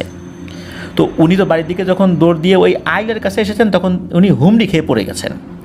পড়ে যাওয়ার পর ওনার কিছু মনে নাই, তবে অল্প কিছুক্ষণ পরই ওনার জ্ঞান ফেরে। উনি যে ঠিক কতক্ষণ অজ্ঞান হয়েছিলেন ওনার ঠিক মনে নাই, তবে ওনার ভাষ্য অনুযায়ী উনি হয়তোবা সর্বোচ্চ 8 থেকে 10 মিনিট উনি অজ্ঞান হয়েছিলেন। উনি যদিও বলতে পারেন না কতক্ষণ, তবে ওনার কাছে মনে হয়েছে এরকমটাই। তো উনি চোখ খুলে দেখেন যে ওনার এক পাশে বস্তা পড়ে আছে আর এক পাশে কাঁচিটা পড়ে আছে। কিন্তু সবচেয়ে ভয়ঙ্কর ব্যাপার হলো ওই যে ভয়ঙ্কর যে ষাঁড় গরু গোদানটা, এটা ওনার থেকে 4 থেকে 5 হাত দূরে দাঁড়িয়ে আছে এবং রাগে মনে হচ্ছে ফেটে পড়ছে, ফসফস করছে, গোঙাচ্ছে। যখন এই আবুল কাকার জ্ঞান ফেরত আসে তখন ওই ষাঁড় গরুটা কথা বলে ওঠে, আবুল, তুই বড় বাঁচা বেঁচে গেলি রে, কারণ আমার সীমানা এই পর্যন্তই ছিল, আমি এরপরে আর আসতে পারছি না, যদি আর একটু আগাতে পারতাম তোকে শেষ করে ফেলতাম। এই বলেই ওই ষাঁড় গরুটা ভ্যানিশ হয়ে যায়। এদিকে আবুল কাকা তো প্রচণ্ড ভয়ে একদম ঠকঠক করে কাঁপছেন। আকাশে চাঁদের আলো ভালোই ছিল, এর মধ্যে দেখতে পাচ্ছেন দূর থেকে একজন আসছে, হেঁটে আসছে। তখন তো আসলে বেশি রাত না, উনি তো সন্ধ্যার অল্প খানিকক্ষণ পরেই এই ঘটনার মুখোমুখি হয়েছেন। তখনও তো গ্রামের লোকজন হাঁটাচলা করে। তো ওই আইল দিয়ে একজন হয়তো বা আসতে যাচ্ছিল, কিছু দূর আগানোর পর ওই লোকটাকে চিনতেও পারেন আবুল কাকা। তখন তাকে চিৎকার করে ডাক দেন যে, কাকা আমি আবুল, আপনি এদিকে আসেন। তখন আবার উনি এসে বলেন যে, আরে আবুল, তুই এখানে কী করিস, এভাবে পড়ে আসিস কেন? তখন বলছে, কাকা আমি ভয় পেয়েছি, আমাকে একটু বাড়ি পর্যন্ত আগায় দেন। তখন ওই ভদ্রলোক আবুল কাকাকে ধরে কাঁধের উপর, ওনার আবুল কাকার একটা হাত ওনার কাঁধের উপর নিয়ে আস্তে আস্তে আবুল কাকাকে বাড়ি পর্যন্ত পৌঁছে দেন। তো উনি যখন বাড়িতে পৌঁছান তখন ওনার বাবা ওখানে ছিল, বলে এই কী ব্যাপার আবুল, কী হয়েছে? ওই সময়ে ওই শুরু থেকে শেষ পর্যন্ত যা যা হয়েছিল সব ঘটনা উনি ওনার বাবাকে খুলে বলেন। তখন বলেন যে, তুই এগুলো আমাকে আগে বলবি না, আরও বড় ধরনের ক্ষতি হয়ে যেতে পারতো, আল্লাহ বাঁচাইছে। এরপর উনি ঝাড়ফুঁক করে দেন, কিন্তু পরবর্তীতে ওই জিনটাকে আর হাজিরও করা হয় নাই, বা ওই যে ব্রাহ্মণ বাড়িতে গিয়ে চাল ডাল দেওয়ার দরকার ছিল এগুলোও দেন নাই। মানে বিষয়টা এমনিতেই শেষ হয়ে গিয়েছিল। তবে এর ভিতরে আবুল কাকার বাবা উনি কবিরাজি বিদ্যা প্রয়োগ করে ওই জিনের সাথে কোনো নেগোসিয়েশন করেছিলেন কিনা বা সমাধান করেছিলেন কিনা এই বিষয়ে জানা যায় না। আবুল কাকা এখনও জীবিত আছেন, ওনার বয়স এখন 75+, সুস্থ আছেন, ভালো আছেন। তো এটাই ছিল ঘটনা। প্রিয় লিসেনার্স, আমার কাছে ঘটনাটা কিন্তু বেশ অন্যরকম লেগেছে, এই অর্থে যে যেই জায়গার কথা বলা হয়েছে উপজেলা কমপ্লেক্সের পেছনে, ওই জায়গাতে আমি একবার গিয়েছিলাম। যাওয়ার পর ওইটার ঠিক কাছাকাছি একটা বাগান আছে, ওই বাগানের একটা ঘটনা সংগ্রহ করেছিলাম। অনেকে সেটাকে জামালের বাগান বলে। এখন তো সময় অনেক পরিবর্তন হয়ে গেছে, এখন তো আর সেটা আগের মতো নাই। আর রাজবাড়ী জেলার শেষ উপজেলা, মানে এখন পর্যন্ত যে কয়টা উপজেলা হয়েছে রাজবাড়ী জেলার, এর সর্বশেষ উপজেলা হচ্ছে কালুখালী উপজেলা। কালুখালী কিন্তু এখনও একদম প্রত্যন্ত এরিয়া, ওর বিভিন্ন জায়গা রয়েছে, বিভিন্ন জায়গাতে মানে সন্ধ্যার পরে লোকজন হাঁটা চলাই মুশকিল। এবং আমি একটা রাস্তা দিয়ে এগিয়ে গিয়েছিলাম, ওই ভিডিওটা অনেক দিন আগে আমি আপলোড করেছিলাম, অনেক দিন আগের কথা সেটা। তো ওই মাঠের মধ্যে এখনও রাতের বেলাতে অনেক ভয়ঙ্কর জিনিস দেখা যায়। শুধু রাতের বেলা না, দিনে দুপুরে যখন পাটের সিজন হয়, পাট কাটার সময় নাকি অনেকেই হঠাৎ করে পাট কাটার সময় দেখে যে অনেকগুলো পাট সরিয়ে ভেতর থেকে বিশাল আকৃতির একটা মাথা বের হয়ে আছে। এটা দেখে অনেকেই কিন্তু ভয় পান, দিন দুপুরে ভয় পান।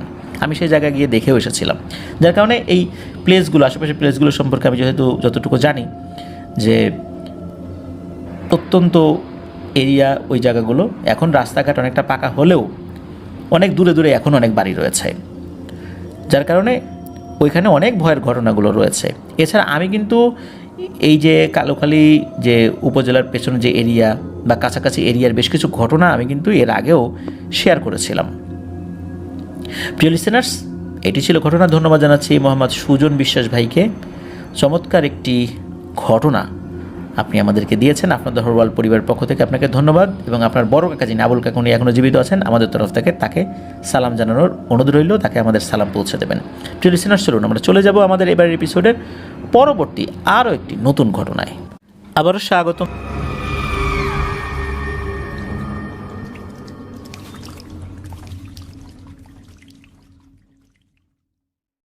আবারও স্বাগতম জানাচ্ছি প্রিয় লিসেনার্স আমাদের 121তম এপিসোডের নতুন আরও একটি ঘটনায়। এখন যে ঘটনাটি আপনাদের সাথে শেয়ার করব, এই ঘটনাটি আমাদেরকে যিনি পাঠিয়েছেন ওনার নাম মোহাম্মদ মাহিন। উনি বর্তমানে ইরানে রয়েছেন। আর এই ঘটনাটি ওনার সাথে এবং ওনার খালাতো ভাই যার নাম মোহাম্মদ রাসেল মিয়া, এই দুজনের সাথেই ঘটেছে। আর এই মাহিনের বাড়ি নরসিংদী জেলার মাধবদী উপজেলায়। আর ঘটনাটি যেখানে ঘটেছিল সেই জায়গাটির নাম হলো নজরপুরা, এটাও নরসিংদীর মাধবপুর উপজেলার একটি গ্রাম। আর ঘটনার সময়টা ছিল 2012 সাল। তো চলুন ঘটনায় চলে যাই। তো একদিন সকালে ঘুম থেকে উঠে উনি দেখেন যে ওনার খালু আসছেন ওনাদের বাসায়। মূলত ওনার খালাতো বোনের বিয়ের দাওয়াত দিতে এসেছিলেন, এবং দাওয়াত দিতে এসে এটা বলে যান যে বিয়ের 2 দিন আগে যেন ওনারা চলে যান। তো বিয়ে আরও বেশ কয়েকদিন পরে হওয়ার কথা ছিল। তো ওনারা তো অপেক্ষায় আছেন কবে যাবেন, যেহেতু খুব কাছের আত্মীয়ের বিয়ে। তো বিয়ের 2 দিন আগে এই যে মাহিন ভাই উনি আগে চলে যান, কারণ বাসায় কাজ ছিল। বলা হলো যে মাহিন ভাই আগে যাবেন, আর বিয়ের দিন ওনার মা বাবা যাবেন। আর মাহিন ভাই তো এই খালাতো বোনের বিয়েতে বেশ আনন্দ উৎসব করবেন, আর তার খালাতো ভাইও রয়েছে এই যে রাসেল মিয়া যিনি, তো তার সাথেও গল্পগুজব করবেন, ঘোরাঘুরি করবেন, আর বিয়ে বাড়িতে যে কাজগুলো আছে সেগুলোও করতে হবে। মূলত এই জন্যই আগে ভাগে চলে গিয়েছেন। তো যাই হোক, যেদিন গিয়েছেন ওই দিন দুপুরের খাবার দাবার খেয়ে উনি এবং ওনার খালাতো ভাই চলে গেলেন গ্রামটা ঘুরে দেখতে। বিশেষ করে ওনার খালাতো ভাই ওনাকে গ্রামটা ঘুরিয়ে দেখাচ্ছেন আর কি। তখন কিন্তু ওই গ্রামে বিদ্যুৎ আসেনি, একদম অজপার আগা আর কি। তো ওনারা 2 ভাই গ্রামটি ঘুরে দেখতে দেখতে সন্ধ্যা হয়ে যায়। রাত প্রায় 9টার দিকে ওনারা 2 ভাই বাড়িতে ফিরেছেন আর কি। তো বাড়িতে এসে দেখেন ওনারা খালু রাতের খাবার খেতে বসেছেন। তখন খালুর সাথে ওনারা মানে মাহিন ভাই খাবার খেতে বসেন, খালাতো ভাইও বসছে। তো ওখানে তো যেহেতু বিদ্যুৎ ছিল না, খুব বেশি রাত আসলে কেউ জেগে থাকতেন না। সন্ধ্যার পরে মোটামুটি খাবার খেয়ে ঘুমিয়ে পড়তেন, বা সর্বোচ্চ রাত 8টা সাড়ে 8টা বাজতো আর কি, এরকম। এরপরে কিন্তু ওই গ্রামে কেউ জেগে থাকতো এরকমটা খুঁজে পাওয়া যেত না। এখন এই যে মাহিন ভাই, তার তো এত তাড়াতাড়ি ঘুমানোর অভ্যাস নাই। এই রাত 9টার দিকে উনি শুয়ে পড়বেন খাওয়া দাওয়া করে। খুব অসুবিধা হচ্ছিল, কারণ ঘুম তো আসবে না। তো উনি শুয়েছেন, ঘুম তো আসে না। তখন তার যেই খালাতো ভাই রাসেল তাকে বলল যে এই ঘুম তো আসে না, এত তাড়াতাড়ি তো ঘুমানোর অভ্যাসও আমার নাই, তো চল আমরা বাইরে বের হই, ঘুরে আসি। এদিকে আবার ব্যাপারটা হয়েছিল কি, এই যে খালু উনি কিন্তু মাছ ধরার চাই ছিল ওনার প্রায় 150টার মতো। ওই চাই ফেলে রাখতো, পরে আবার সকালবেলা গিয়ে ওগুলো তুলে আনতো। ওখানে যে মাছ ধরতো সেগুলো বিক্রি করতো, আবার সেই চাইগুলো পাততো। তা ওদের বাসা থেকে, মানে রাসেল মিয়াদের বাসা থেকে নদীর দূরত্ব ছিল প্রায় 3 কিলোমিটার। আর ওই রাত্রে কিন্তু এই যে খালু, মানে মাহিন ভাইয়ের খালু, উনি কিন্তু তার ছেলেকে মানে রাসেল মিয়াকে কিন্তু বলে রেখেছিলেন যে তুই কিন্তু গিয়ে ওই চাইগুলো তুলে নিয়ে আসিস ভোরের দিকে, আমার শরীরটা ভালো না, আর বিয়ের অনুষ্ঠানের জন্য বেশ দৌড়াদৌড়ি করছি, দাওয়াত দিতে হচ্ছে, বিভিন্ন জায়গায় গিয়ে পায়ে হেঁটে যাওয়া লাগে কখনো কখনো, শরীরটা ভালো লাগছে না। তো এটা কিন্তু বলে রেখেছিলেন। এখন রাসেলকে তো ভোরবেলা উঠতে হবে, তাকে তো চাইগুলো তুলতে হবে। আর মাহিন ভাই যিনি, উনি তো নতুন মানুষ, উনি তো এটা তো অভ্যস্ত নন, এই জন্য আসলে বিষয়টা তাকে বলেও নাই। কিন্তু যেহেতু মাহিন ভাই এটা শুনেছিলেন যে রাসেল ভাইকে যেতে হবে ভোরবেলা, তা মাহিন ভাই চিন্তা করলেন যে আচ্ছা ভোরবেলা যাব, এর থেকে ভালো হয় না যে এখনই বের হই, হাঁটাহাঁটি করি, ঘোরাঘুরি করি, প্রয়োজনে ভোরের একটু আগ দিয়ে ওই চাইগুলো তুলে নিয়ে চলে আসবো না, এটাই তো ভালো, পরে বাসায় এসে ঘুমাবো। তো এরকম চিন্তা করেছেন এবং রাসেল ভাইকে বলেন যে রাসেল চল যাই, আমরা এই কাজটা করি, তখন রাসেল ভাই রাজি হয়ে যায়। তো ওনারা দুজন কি করেছেন, বাড়ি থেকে বের হয়ে গেছেন আর কি। সারা রাত দুজন মিলে ঘোরাঘুরি করেছেন, আড্ডা দিয়েছেন। আর 3 কিলোমিটার পথ হেঁটে যাওয়া কিন্তু সময় সাপেক্ষ ব্যাপার, যেতেও তো 1 ঘন্টার উপরে লাগবে, আবার আসতে 1 ঘন্টার উপরে লাগবে। তো এরকম একটা সময় চিন্তা করেছেন যে যদি যাই তাহলে যেতে যেতে আস্তে আস্তে হাঁটলাম, তাহলে 1 ঘন্টার জায়গায় 2 ঘন্টা লাগাইলাম, ফেরার পথে না হয় একটু তাড়াতাড়ি আসলাম। তো ওরকম চিন্তা করেছেন আর কি আসলে। আর ওনারা একটা সময় দেখলেন যে রাত প্রায় 2টার মতো বাজে, তখন চাঁদের আলো ভালোই ছিল মোটামুটি, জ্যোৎস্না ছিল না, মানে পূর্ণিমা ওরকম ছিল না, তবে জ্যোৎস্নার আলো মোটামুটি খারাপ ছিল না। এখন নদীতে ওই চাই তুলতে গেলে কিন্তু ওই জায়গাতে ওনাদের একটা নৌকা বাঁধা ছিল, তো ওই নৌকা নিয়ে তুলতে হবে। তো ওনারা আস্তে আস্তে চলেও গিয়েছেন নদীর ওখানে, যাওয়ার পথে কোনো সমস্যা হয়নি, চাঁদের আলো ছিল, সব কিছু সুন্দরই দেখাচ্ছে। তো ওনারা আবার সিগারেট নিয়েছেন, সিগারেট করা বদ অভ্যাস ছিল, তো সিগারেট নিয়ে নৌকার উপরে উঠে বসেছেন, শুরু করেছেন নৌকা চালানো। তো মাহিন ভাই নৌকা চালাতে পারতেন না, তাই এই রাসেল ভাইকে বৈঠাটা দিয়েছেন নৌকা চালানোর জন্য। তাই রাসেল ভাই তো নৌকা উঠে নৌকা চালাতে লাগলেন। এখন বিদ্যুৎ বিচ্ছিন্ন গ্রাম, কারো বাসায় তো আলো টালো দেখা যায় না নদীর পাড়ে, আর চাঁদের আলো স্পষ্ট থাকায় বেশ একদম দিনের মতো দেখা যাচ্ছিল এই সময়, যদিও বা জ্যোৎস্না এরকম ছিল না, মানে পূর্ণিমা ছিল না, তবে ভালোই দেখা ছিল, ফাঁকা জায়গা। তো খালের পানিতে মনে হচ্ছে আর একটা চাঁদ দেখা যাচ্ছে, একদম আয়নার মতো চকচক চকচক করছে নদীর পানিটা, চাঁদের ওই যে ছায়াটা এটা পড়ে। তো ভালোই উপভোগ করছিলেন তারা। এখন বিভিন্ন বিষয়ে কথা বলছেন, হঠাৎ করে একটা জিনিস দেখেন, সেটা হচ্ছে প্রায় আধা ঘন্টা নৌকা চলার পর দেখেন হঠাৎ করে কচুরি পানার ওখানে সাদা কিছু একটা দেখা যাচ্ছে। মূলত ওনারা তো আগেই চলে এসেছিলেন, চাই তুলবেন আরও পরে, তো মনে করছেন নৌকা নিয়ে একটু ঘোরাফেরা করি। তো নৌকা নিয়ে কিছুটা চলার পর দেখেন যে কচুরি পানার সাথে এরকম সাদা কিছু একটা দেখা যাচ্ছে। এটা দেখার পর একটা বোটকা গন্ধ নাকে আসে, আর ওনাদেরকে যেতে হলে এটা সামনে দিয়ে যেতে হবে। তো গন্ধ দেখে বুঝলেন যে এটা হয়তো মরা কোনো কিছু ভেসে আসছে এখানে। তো যেই না এটার কাছাকাছি হয়েছেন তখন দেখেন যে এটা একটা মৃত গরু। গরুটার কালার সাদা ছিল, তবে শেয়ালের মতো কালো কালো 10-12টা কি যেন এটার উপর বসে এটার মাংস খাচ্ছে। এটা দেখে এই রাসেল কি করেছে, নৌকা থেকে একটা ভাঙা কাঠের টুকরো দিয়ে ঢিল মারে সেই শেয়ালের উপরে। সেই কাঠের টুকরোটি গিয়ে একটি শেয়ালের মাথায়ও লাগে। তারপর ওনারা দেখলেন যে শেয়ালগুলো দিল দৌড়, কারণ ওই কচুরিপানাটা কিন্তু নদীর একদম পাড়ের দিকে ছিল, মানে তীরের দিকে ছিল, যার কারণে শিয়ালগুলো ওইখানে চলে আসতে পেরেছিল। ঢেবে ঢেবে এই মরা গরুটা একদম মানে মাটির কাছে চলে এসছে নদীর পাড়ে।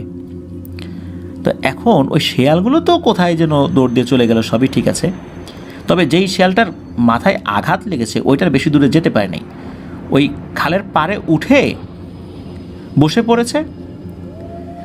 এখন রাসেল কি করেছে, ওই নৌকাটা খালের পাড়ে নিয়ে গেল। মূলত ওনারা নদীর মূল নদীতে ঢোকার আগে ওই খালটা দিয়েই আসতে হয়, ওইটাও একটা নদীর মতোই আর কি, তবে একটা চিকন চাকন আর কি জায়গা।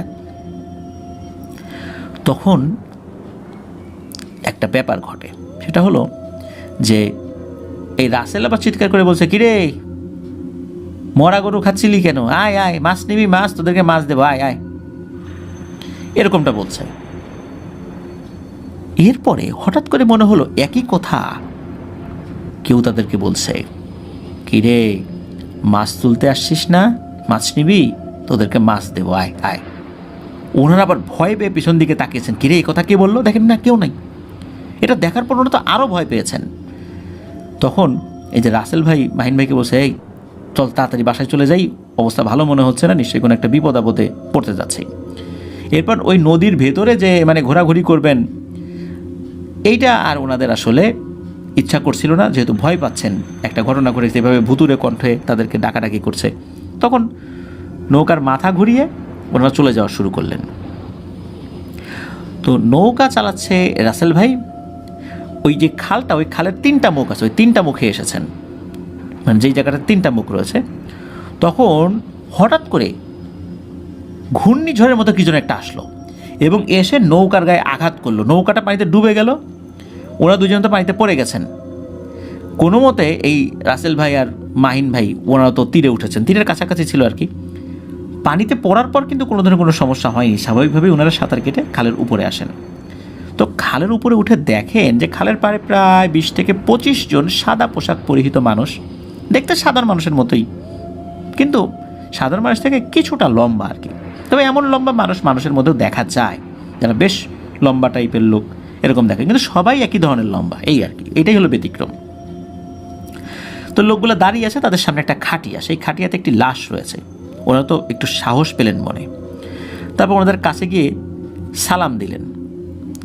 সালাম দেওয়ার পর রাসেল ভাই বুঝতে পারলেন ওনারা এই এলাকার কেউ না। এই এলাকার কেউ হলে অবশ্যই তাকে রাসেল ভাই চিনতেন, কারণ আশেপাশে সব এলাকার মানুষদেরকে মোটামুটি মুখ চেনাচিনি ওনার আছে বা চিনতে পারেন আর কি। তো ওনাদের যেই দল, এই দলে মোটামুটি 20 থেকে 25 জনের মতো মানুষ ছিল। তাদের সবারই লম্বা লম্বা দাড়ি ছিল, আর দেখে মনে হচ্ছিল ওনারা খুব বড় মাপের আলেম এই টাইপের কেউ হবে, দরবেশ টাইপের কেউ। তো এর মধ্যে একজন বলে ওঠে আর কি, যে বাবারা আসো, আমাদের একজন সঙ্গী মারা গেছেন, এখন জানাজা হবে, তোমরা শরিক হও আর যাও নদীর পানিতে অজু করে আসো। যেহেতু ওই যে একটা খাল ছিল, ওই খালের পানিতে ওনারা অজু করে নেন। খুব সুন্দর ব্যবহার, গলার ভয়েস অনেক সুন্দর, অমায়িক ব্যবহার আর কি। কণ্ঠের মধ্যেও এক ধরনের জাদু রয়েছে মনে হয়। এরপর ওনারা অজু করে আসেন এবং তাদের সাথেই জানাজা পড়েন। এরপর ওনারা বলেন যে এই সামনে একটা কবরস্থান আছে, আসো এই লাশটা দাফন করি। তো ওনারাও যান, গিয়ে দেখা গেল যে ওখানে আগে থেকে একটা কবর কেটে রাখা হয়েছে। স্বাভাবিকভাবেই আমরা যেভাবে মানুষদেরকে কবর দিই ওইভাবেই কবর দেওয়া হয় ওই ডেড বডিকে। তো এরপরে এই যে মাহিন ভাই এবং রাসেল ভাই, ওনারা ওই লোকগুলোকে এই যে ঘটনাটা ঘটেছে, যে একটু আগে একটা শেয়ালের গায়ে আঘাত করেছে, তারপর একটা গায়েবী আওয়াজ শোনা গিয়েছে, এটা বললেন। এবং এটা শোনার পর ওই লোকটি মাহিন ভাই এবং রাসেল ভাইকে বলেন যে তোমরা খবরদার, এই যে জায়গায় রেখে গেলাম এই জায়গা থেকে বের হবে না। তোমরা যে শিয়ালটাকে আঘাত করেছো এটা সাধারণ কোনো শিয়াল না, এগুলো ছিল মাছ খেকো পিশাচ। তোমাদের ভাগ্য ভালো আমাদের সাথে দেখা হয়ে গেছে, আমরাও জানাজা নিয়ে আসছি এখানে, তোমাদের সাথে দেখা হয়ে গেছে, আমরা আর অদৃশ্য হই নাই। মনে হলো তোমাদের একটা বিপদ হতে পারে আমরা যদি তোমাদেরকে উপকার না করি। আর এখন আর ভয় পেও না, একটু পরে আজান দেবে, তারপরেই মূলত এই জায়গা থেকে বের হবে। এ কথা বলার পরপরই এই মাহিন ভাই এবং নাসেল ভাই দেখে আশেপাশে কেউ নাই। এতক্ষণ এই কবরস্থানে যে মানুষগুলো ছিল এরা সবাই কোথায় গেল? তবে একজন মানুষ তখনও ছিল, অন্যরা অদৃশ্য হয়ে গেল, একজন ছিল যার সাথে ওনারা কথা বলছিলেন। উনি আসলে মানুষ না, মানুষ বললে ভুল হবে। তখন ওই লোকটি বলে যে বুঝতেই পেরেছ যে আমরা এখানে যারা এসেছিলাম তারা কেউই মানুষ না। মানুষের মধ্যে যেরকম খারাপ আছে ভালো আছে, আমাদের মধ্যে এরকম আছে, আমাদের মধ্যে দিনদার আছে, খুব খারাপ প্রকৃতির জিনও আছে। তো তোমরা যাদের পাল্লায় পড়েছিলা তোমাদের উচিত হয় নাই ওদেরকে কাঠ দিয়ে আঘাত করা, তোমরা তোমাদের মতো চলে যেতে। আর ওই যে জিনেরা, ওদের কোনো ধর্ম নাই, ওরা হিন্দুও না মুসলিমও না, ওরা এই ধরনের আজে বাজে জিনিস খায়, পচা জিনিস, মাছ, এগুলো খায়, মানুষদেরকে বিরক্ত করে, যারা মাছ ধরে, এটাই ওদের কাজ। আর যেহেতু আমরা মুসলিম দল, তোমাদেরকে হেফাজত করাও দায়িত্ব, যেহেতু আমাদের সামনে পড়েই গেছো। তো আমি এখন চলে যাচ্ছি, তোমাদের আর কোনো ভয় নাই, আমার দলের লোকরা চলে গেছে, শুধু এতটুকু বলার জন্যই রয়ে গিয়েছিলাম আমি। এরপরে ওই লোকটাই সালাম দেন, সালাম দেওয়ার পর সকলের এই দুইজনের সামনেই অদৃশ্য হয়ে যান। তো এরপরেই ওনারা পাশের মসজিদের আজান শুনতে পেলেন, আজান শোনা যাচ্ছে, মাইকের আজানই শোনা যাচ্ছে। তো তখন ওই জায়গা থেকে ওনারা বের হয়েছেন। বের হওয়ার পর কাউকে কিছু না বলে বাড়িতে গিয়ে ঘুমিয়ে পড়েছেন। দুজনের ঘুম ভাঙে দুপুর 1টার দিকে, যখন একদম জোহরের আজান দেয়।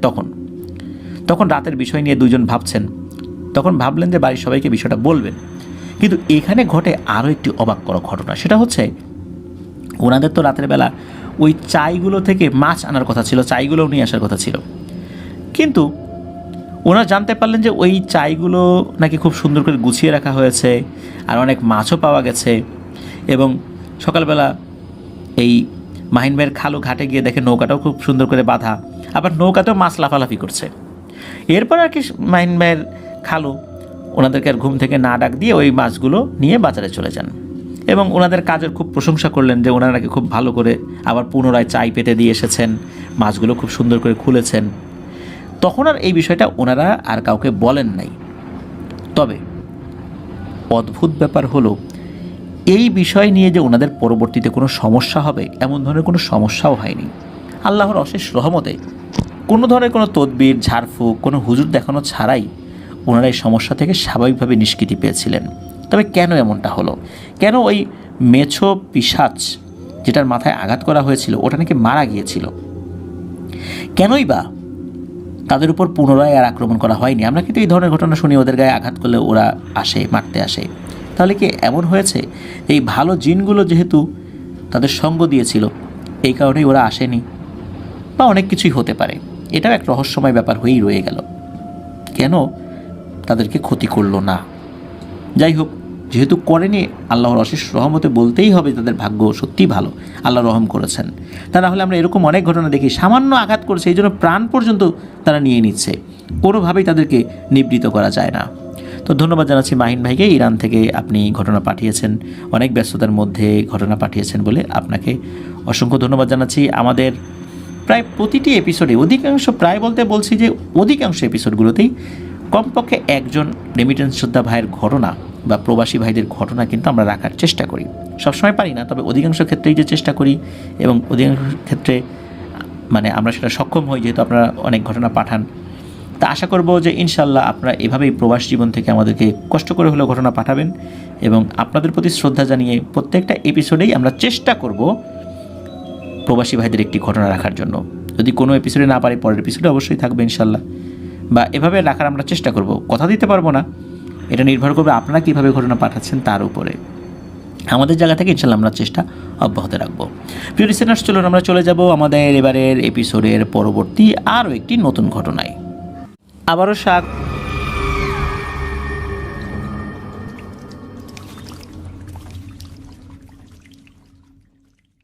প্রিয় লিসেনার্স, দেখতে দেখতে শেষ হয়ে এলো আমাদের এবারের 121 নম্বর এপিসোড। আর 5টি ঘটনা শেয়ার করার পর আমরা এখন চলে এলাম আমাদের এবারের এপিসোডের শেষ ঘটনায়।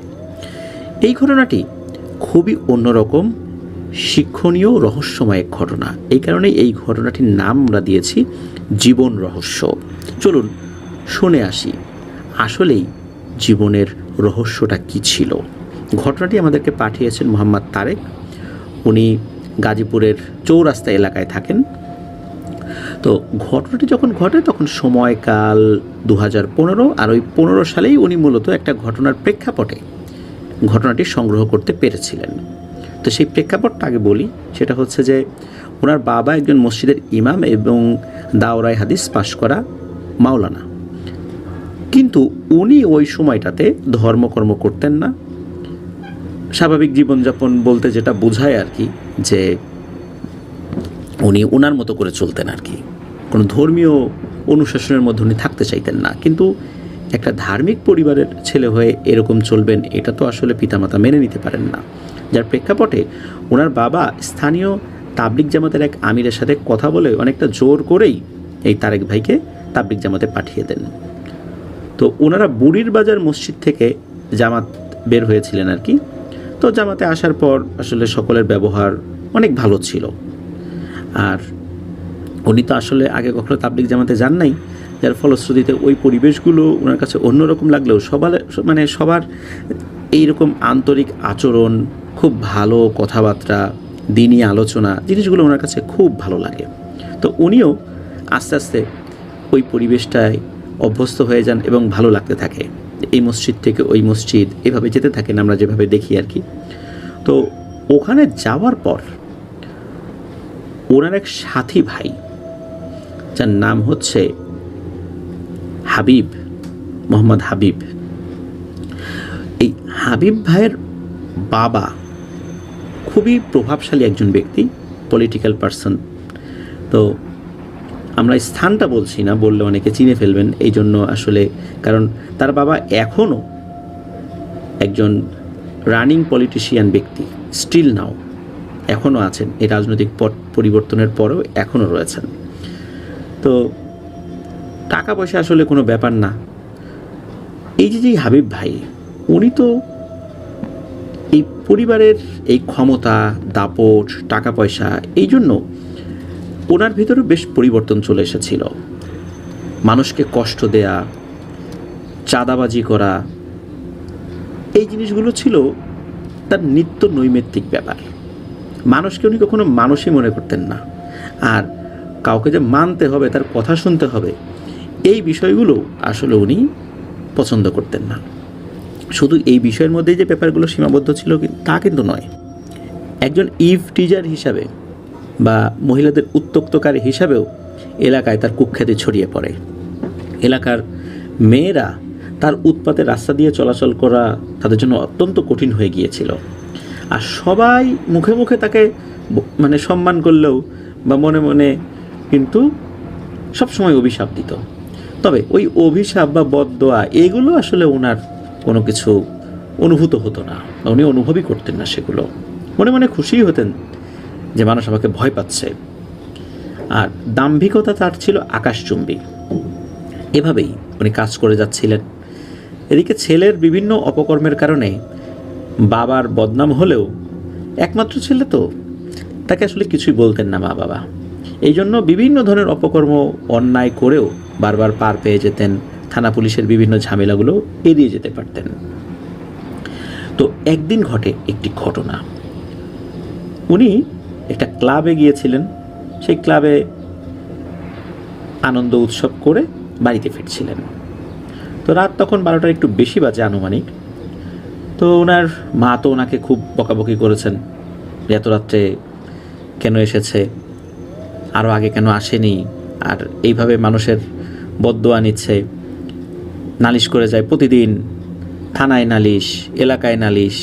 শুধু তার বাবা প্রভাবশালী হওয়ার কারণে এই বিষয়গুলো ওইভাবে সামনে আসে না। তো ওনার মা তাকে খুব বকাবকি করছেন। তো উনি ব্যাপারটা স্বাভাবিকভাবে নিতে পারেন নাই। তো উনি ওই রাতে বাড়ি থেকে বের হয়ে গিয়েছেন। আসলে ঢাকা শহরে রাত তো খুব রাত 12টা খুব একটা বেশি রাত না, 2015 সালের প্রেক্ষাপট বলছি, খুব তো বেশি দিন আগের কথাও না। তো ওনার বাড়ি কিন্তু ঢাকারই একজন বাসিন্দা তারা। তো উনি চিন্তা করেন যে বাসা থেকে বের হয়েছি, এক বন্ধুর বাসায় যাই। এখন মোটর সাইকেল তো বাসায় রেখে আসছেন, তো হেঁটেই যাবেন, হেঁটে যেতে হয়তো বা আধা ঘন্টার মতো লাগবে আর কি ওখানে। তো রাস্তায় কিন্তু লোকজন চলাফেরা করছে।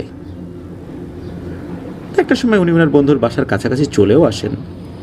মোবাইল সাথে ছিল, বন্ধুকে কল করলেন। তো কল করে বলেন যে তুই নিচে নাম, কয়েক প্যাকেট সিগারেট নিয়ে আয়। তো ওই সময় তো উনি ধূমপান করতেন আর কি, হাবিব ভাই।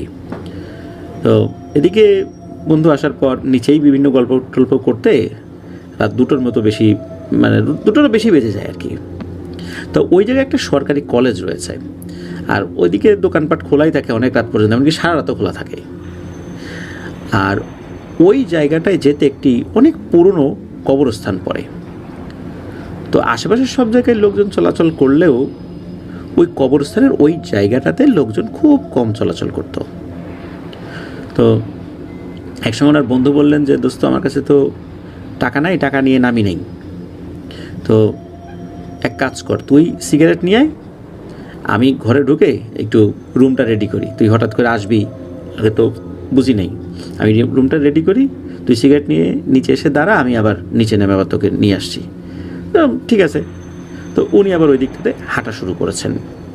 তো রাস্তা দিয়ে যখন হেঁটে যাচ্ছেন আর ওই কবরস্থানটার কাছাকাছি এসেছেন, হঠাৎ করে ওনার শরীরটা মনে হলো একদম ঝিম ধরে আসলো, ওনার মাথাটা কাজ করছে না।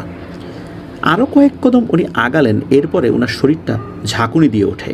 তা উনি পাত্তা দেন না, ইয়াং মানুষ, এগুলো আসলে পাত্তা দেওয়ার সময় কই, হঠাৎ করে শারীরিক অসুস্থতা তো হতেই পারে। কিন্তু কষ্টে মষ্টে আর কয়েক কদম পা আগানোর পরই ওনার শরীর পুরোটাই অসাড় হয়ে আসে। উনি রাস্তায় বসে পড়েন, আশেপাশে তাকান যে কোনো লোকজন আছে কিনা, কিন্তু না, ওই জায়গাটাতে একদম পুরোপুরি ফাঁকা। আর প্যারানর্মাল কোনো বিষয়ের চিন্তা কিন্তু তখনও তার মাথায় আসেনি। উনি ভাবেন যে একটু বসে রেস্ট নেই, তারপরে উঠি। কিন্তু যখনই মাটির উপর বসেছেন তার অল্প কিছুক্ষণ পর ওনার শরীরের উপর আর কোনো কন্ট্রোল, কোনো ধরনের কোনো কন্ট্রোল থাকে না। পুরোপুরি ওনার শরীরের উপর উনি নিয়ন্ত্রণ হারিয়ে ফেলেন। হঠাৎ করে ওনার কাছে মনে হলো প্রচণ্ড জোরে মেঘ ডাকার মতো একটা শব্দ হলো, বাজ পড়ার মতো একটা শব্দ হলো। এরকমটাই ওনার কাছে মনে হয়েছে, মেঘ ডাকা বা বাজ পড়া, এরকম কিছু একটা।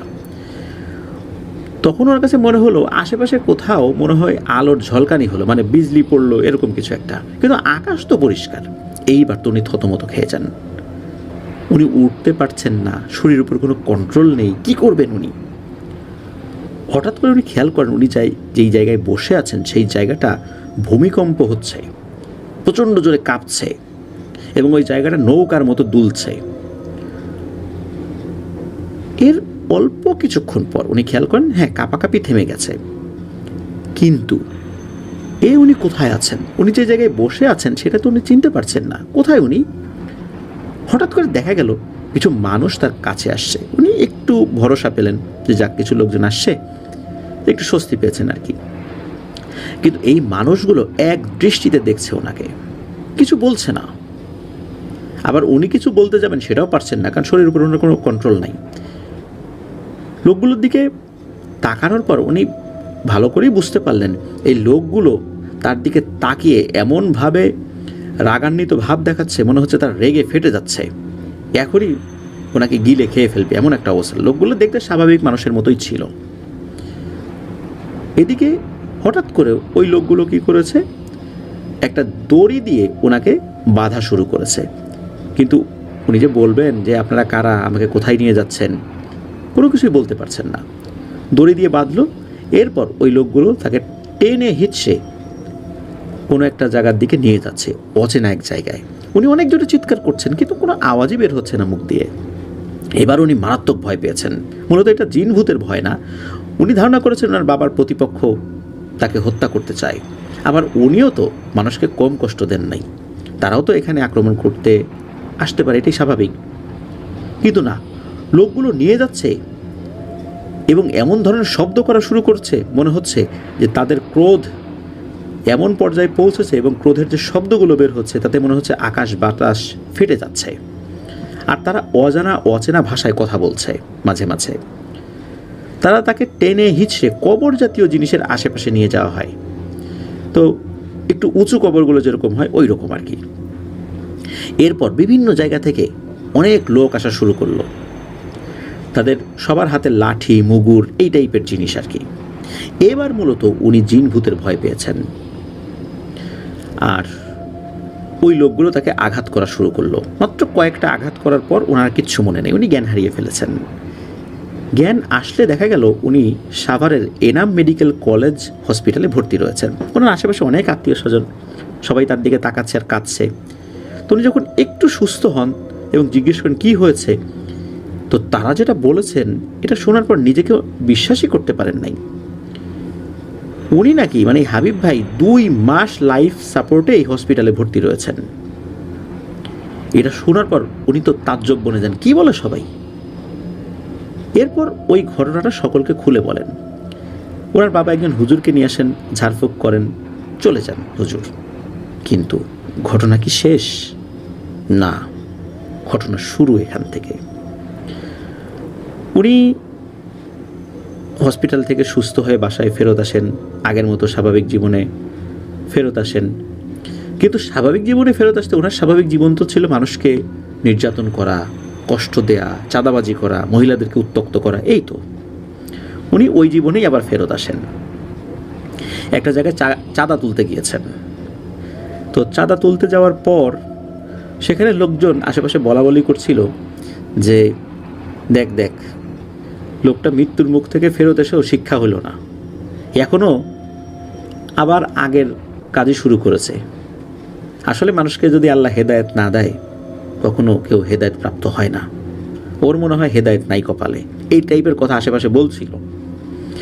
তো এই সমস্ত কথাবার্তা আসলে তার মস্তিষ্কে প্রবেশ করে নাই, বোধগম্য হয় নাই আসলে এই কথাগুলোর অর্থ কী ছিল। তো উনি তো ওইখানে গিয়ে ওই লোকটার কাছ থেকে চাঁদা যখন চেয়েছেন, চাঁদা পান নাই, ওই লোকটাকে বেধড়ক মারধর করেছেন। যাই হোক, ওই রাত্রে উনি বাসায় ঘুমাতে গিয়েছেন। তবে ওই যে যেই ঘটনাটা ঘটেছিল, ওই যে রাতের বেলা, তারপর 2 মাস লাইফ সাপোর্ট, এরপরে উনি রাতের বেলা খুব একটা বের হতেন না, দিনের বেলায় ওনার বিভিন্ন কাজগুলো উনি করতেন আর কি। তো ওই রাত্রে ঘুমানোর পর আবার উনি স্বপ্ন দেখেছেন যে উনি একটা ফাঁকা জায়গায় পড়ে আছেন। আবার আগের মতো কিছু লোক তাকে বেঁধে সেই কবর সদৃশ টিলার মতো যে জায়গাগুলো রয়েছে ওখানে নিয়ে যাচ্ছে। এবার অনেক লোক আছে কিন্তু কেউ কিছু বলছে না। হঠাৎ করে ওই টিলার মতো উঁচু জায়গার ভেতর থেকে একটা হাত বের হয়ে আসে, শুধু হাত। ওই হাতটা ধরে ওনাকে টানা শুরু করলো, এক কঠিন টান। মনে হচ্ছে এই টানে তার হাতের হাড়গোড় ভেঙে এক হয়ে যাবে। উনি ঘুম থেকে উঠে পড়েন, কিন্তু উনি কোথায়? উনি না একটু আগেই ঘুমালেন। উনি দেখেন উনি হসপিটালে ভর্তি। এবারও উনি এনাম মেডিকেল কলেজ হসপিটালে ভর্তি। ওনার যখন হুঁশ আসে তখন উনি জানতে পারলেন ওনার নাকি 7 দিন কোনো জ্ঞান ছিল না। এরপর ওনার জ্ঞান ফেরে এবং উনি দেখেন এই অবস্থা। আসলে 7 দিন হলোটা কি ওনার? উনি তো একটু আগে ঘুমাতে গিয়েছিলেন। তো স্বপ্নের কথাটা উনি খুলে বলেন। এবার ওনার পরিবারের সদস্যরা নড়েচড়ে বসে। পরিবার থেকে ভালো একজন আলেম খুঁজতে থাকে এবং পেয়েও যান। হাটহাজারী মাদ্রাসার একজন বুজুর্গ আলেম আসেন। তো উনি বাসায় এসে একটা রুমে একা থাকতে চান। সকাল হলে উনি সব কিছু বলবেন এটাই বলেন আর কি পরিবারের সদস্যদেরকে। কথা মতো ওনাকে একটা রুম দেয়া হয়, কিন্তু সকালে উঠে উনি কিছু বলেন না। শুধু বলেন সমাধান শুধু একটাই, তওবা করে 5 ওয়াক্ত সালাত আদায় করতে হবে। আর যে কাজগুলো করেছে, যে মানুষগুলোকে কষ্ট দিয়েছে, তাদের কাছে ক্ষমা চাইতে হবে যতটুকু পারা যায়। যে মানুষগুলোকে কাছে পায় উনি, অনেকেই তো বিভিন্ন জায়গায় চলে গেছে। তো এটা কিন্তু ওই আলেম বলে যান। তো ওনার সেই ডান হাত কিছুটা সুস্থ হলেও আর নড়াচড়া করতে পারেন না। এই যে এখন পর্যন্ত, প্রিয় লিসেনার্স, এখনও পর্যন্ত ওনার ডান হাত কিন্তু উনি ওইভাবে নড়াচড়া করতে পারেন না। যতটুকু পারেন শরীরের থেকে যে শক্তিটা ডান হাতে যতটুকু আসার কথা অতটা হয় না। এরপর উনি মনোবিজ্ঞানীদের কাছে যান পরিবার থেকে। খুব বাংলাদেশের খুবই ভালো ভালো মনোবিজ্ঞানী যারা আছেন তাদের কাছে নিয়ে যাওয়া হয়, কিচ্ছু ধরা পড়ে না। এরপর উনি আবার ওনার সেই আগের জীবনে চলে আসেন। আবার সেই চাঁদাবাজি, মানুষকে উৎপাত। তো এবারের ঘটনা ঘটে দিনের বেলাতে। ওখানে একটা কলেজ রয়েছে, ওখানে গিয়ে দেখেন যে কিছু লোক ওনাকে মারতে আসছেন। তো ওই সময় ওনার বাবার নির্বাচন সামনে। তো উনি চিন্তা করেছেন যে নির্বাচন সামনে, নিশ্চয়ই আমার বাবার কোনো শত্রুরা আমাকে মারতে আসছে। তো উনি জীবন বাঁচাতে ওনাদের ওইখানে যে কলেজটা ছিল, কলেজের ক্যান্টিনের গোডাউনে আশ্রয় নিয়েছেন। এরপর ওই লোকগুলো কিন্তু ওখানেও চলে আসে, তাকে আক্রমণ করতে আসে। কি মনে করে হঠাৎ করে থেমে যায় উনি ঠিক বুঝতে পারেন নাই। মনে হচ্ছে তাদের নিজেদের মধ্যে মারামারি লেগেছে। কি একটা অদ্ভুত ব্যাপার, নিজেদের মধ্যে মারামারি লেগেছে তাকে মারতে আসার পর এই লোকগুলোর মধ্যে, মানে ব্যাপারটা অদ্ভুত না? তো যাই হোক, ওইখানে যেটা হয় ওই লোকগুলো চলে যান। ঘটনাটা কি হলো আসলে? আসলে কি ওই লোকগুলো কোনো মানুষ ছিল না অন্য কিছু? কিন্তু যেটা হলো সেটা হলো এরপর ওনার মধ্যে এক বিবেক বোধ আল্লাহ তাআলা জাগ্রত করেন। উনি চিন্তা করেন, আচ্ছা এটা কি করছি, আসলে কি এটাই জীবন? তো উনি তো সিগারেট, তারপরে মদ, এগুলোতে আসক্ত ছিলেন। তো উনি আস্তে আস্তে ভালো হওয়া শুরু করলেও এই মদ সিগারেট কিন্তু বন্ধ করতে পারেন নাই। তো এভাবে কেটে যায় আরও 2 মাস। তো এবার যেটা হয় এটা আসলে সকল ধরনের ঘটনাকে ছাপিয়ে যাওয়ার মতো একটা ঘটনা ঘটে। উনি একটা মেয়েকে পছন্দ করেন, হঠাৎ করে রাস্তায় দেখে ওই মেয়েটাকে তুলে আনবার প্ল্যান করেছেন। এটা খুবই একটা খারাপ কাজ, কিন্তু ওই সময় ওনার মাথায় আর কাজ করছিল না যে এটা খারাপ কাজ। উনি ভালো হওয়া শুরু করেছেন, কিন্তু এর মধ্যে এরকম একটা সিদ্ধান্ত নিয়েছেন। সব কিছু রেডি, ওই মেয়েটাকে তুলে আনবেন। এর ঠিক 1 দিন আগে উনি আবারও একটা স্বপ্ন দেখেন। এবার উনি স্বপ্নে দেখেন যে অনেক মানুষ ওনাকে টেনে হিচড়ে নিয়ে যাচ্ছে, সবাই খুব রাগান্বিত। আর এবারে যেটা হয়েছে সেটা অন্যরকম। অন্যবার তো দড়ি দিয়ে বেঁধে টেনে নিয়ে যাচ্ছিল, হাত পা ধরে টেনে নিয়ে যাচ্ছিল।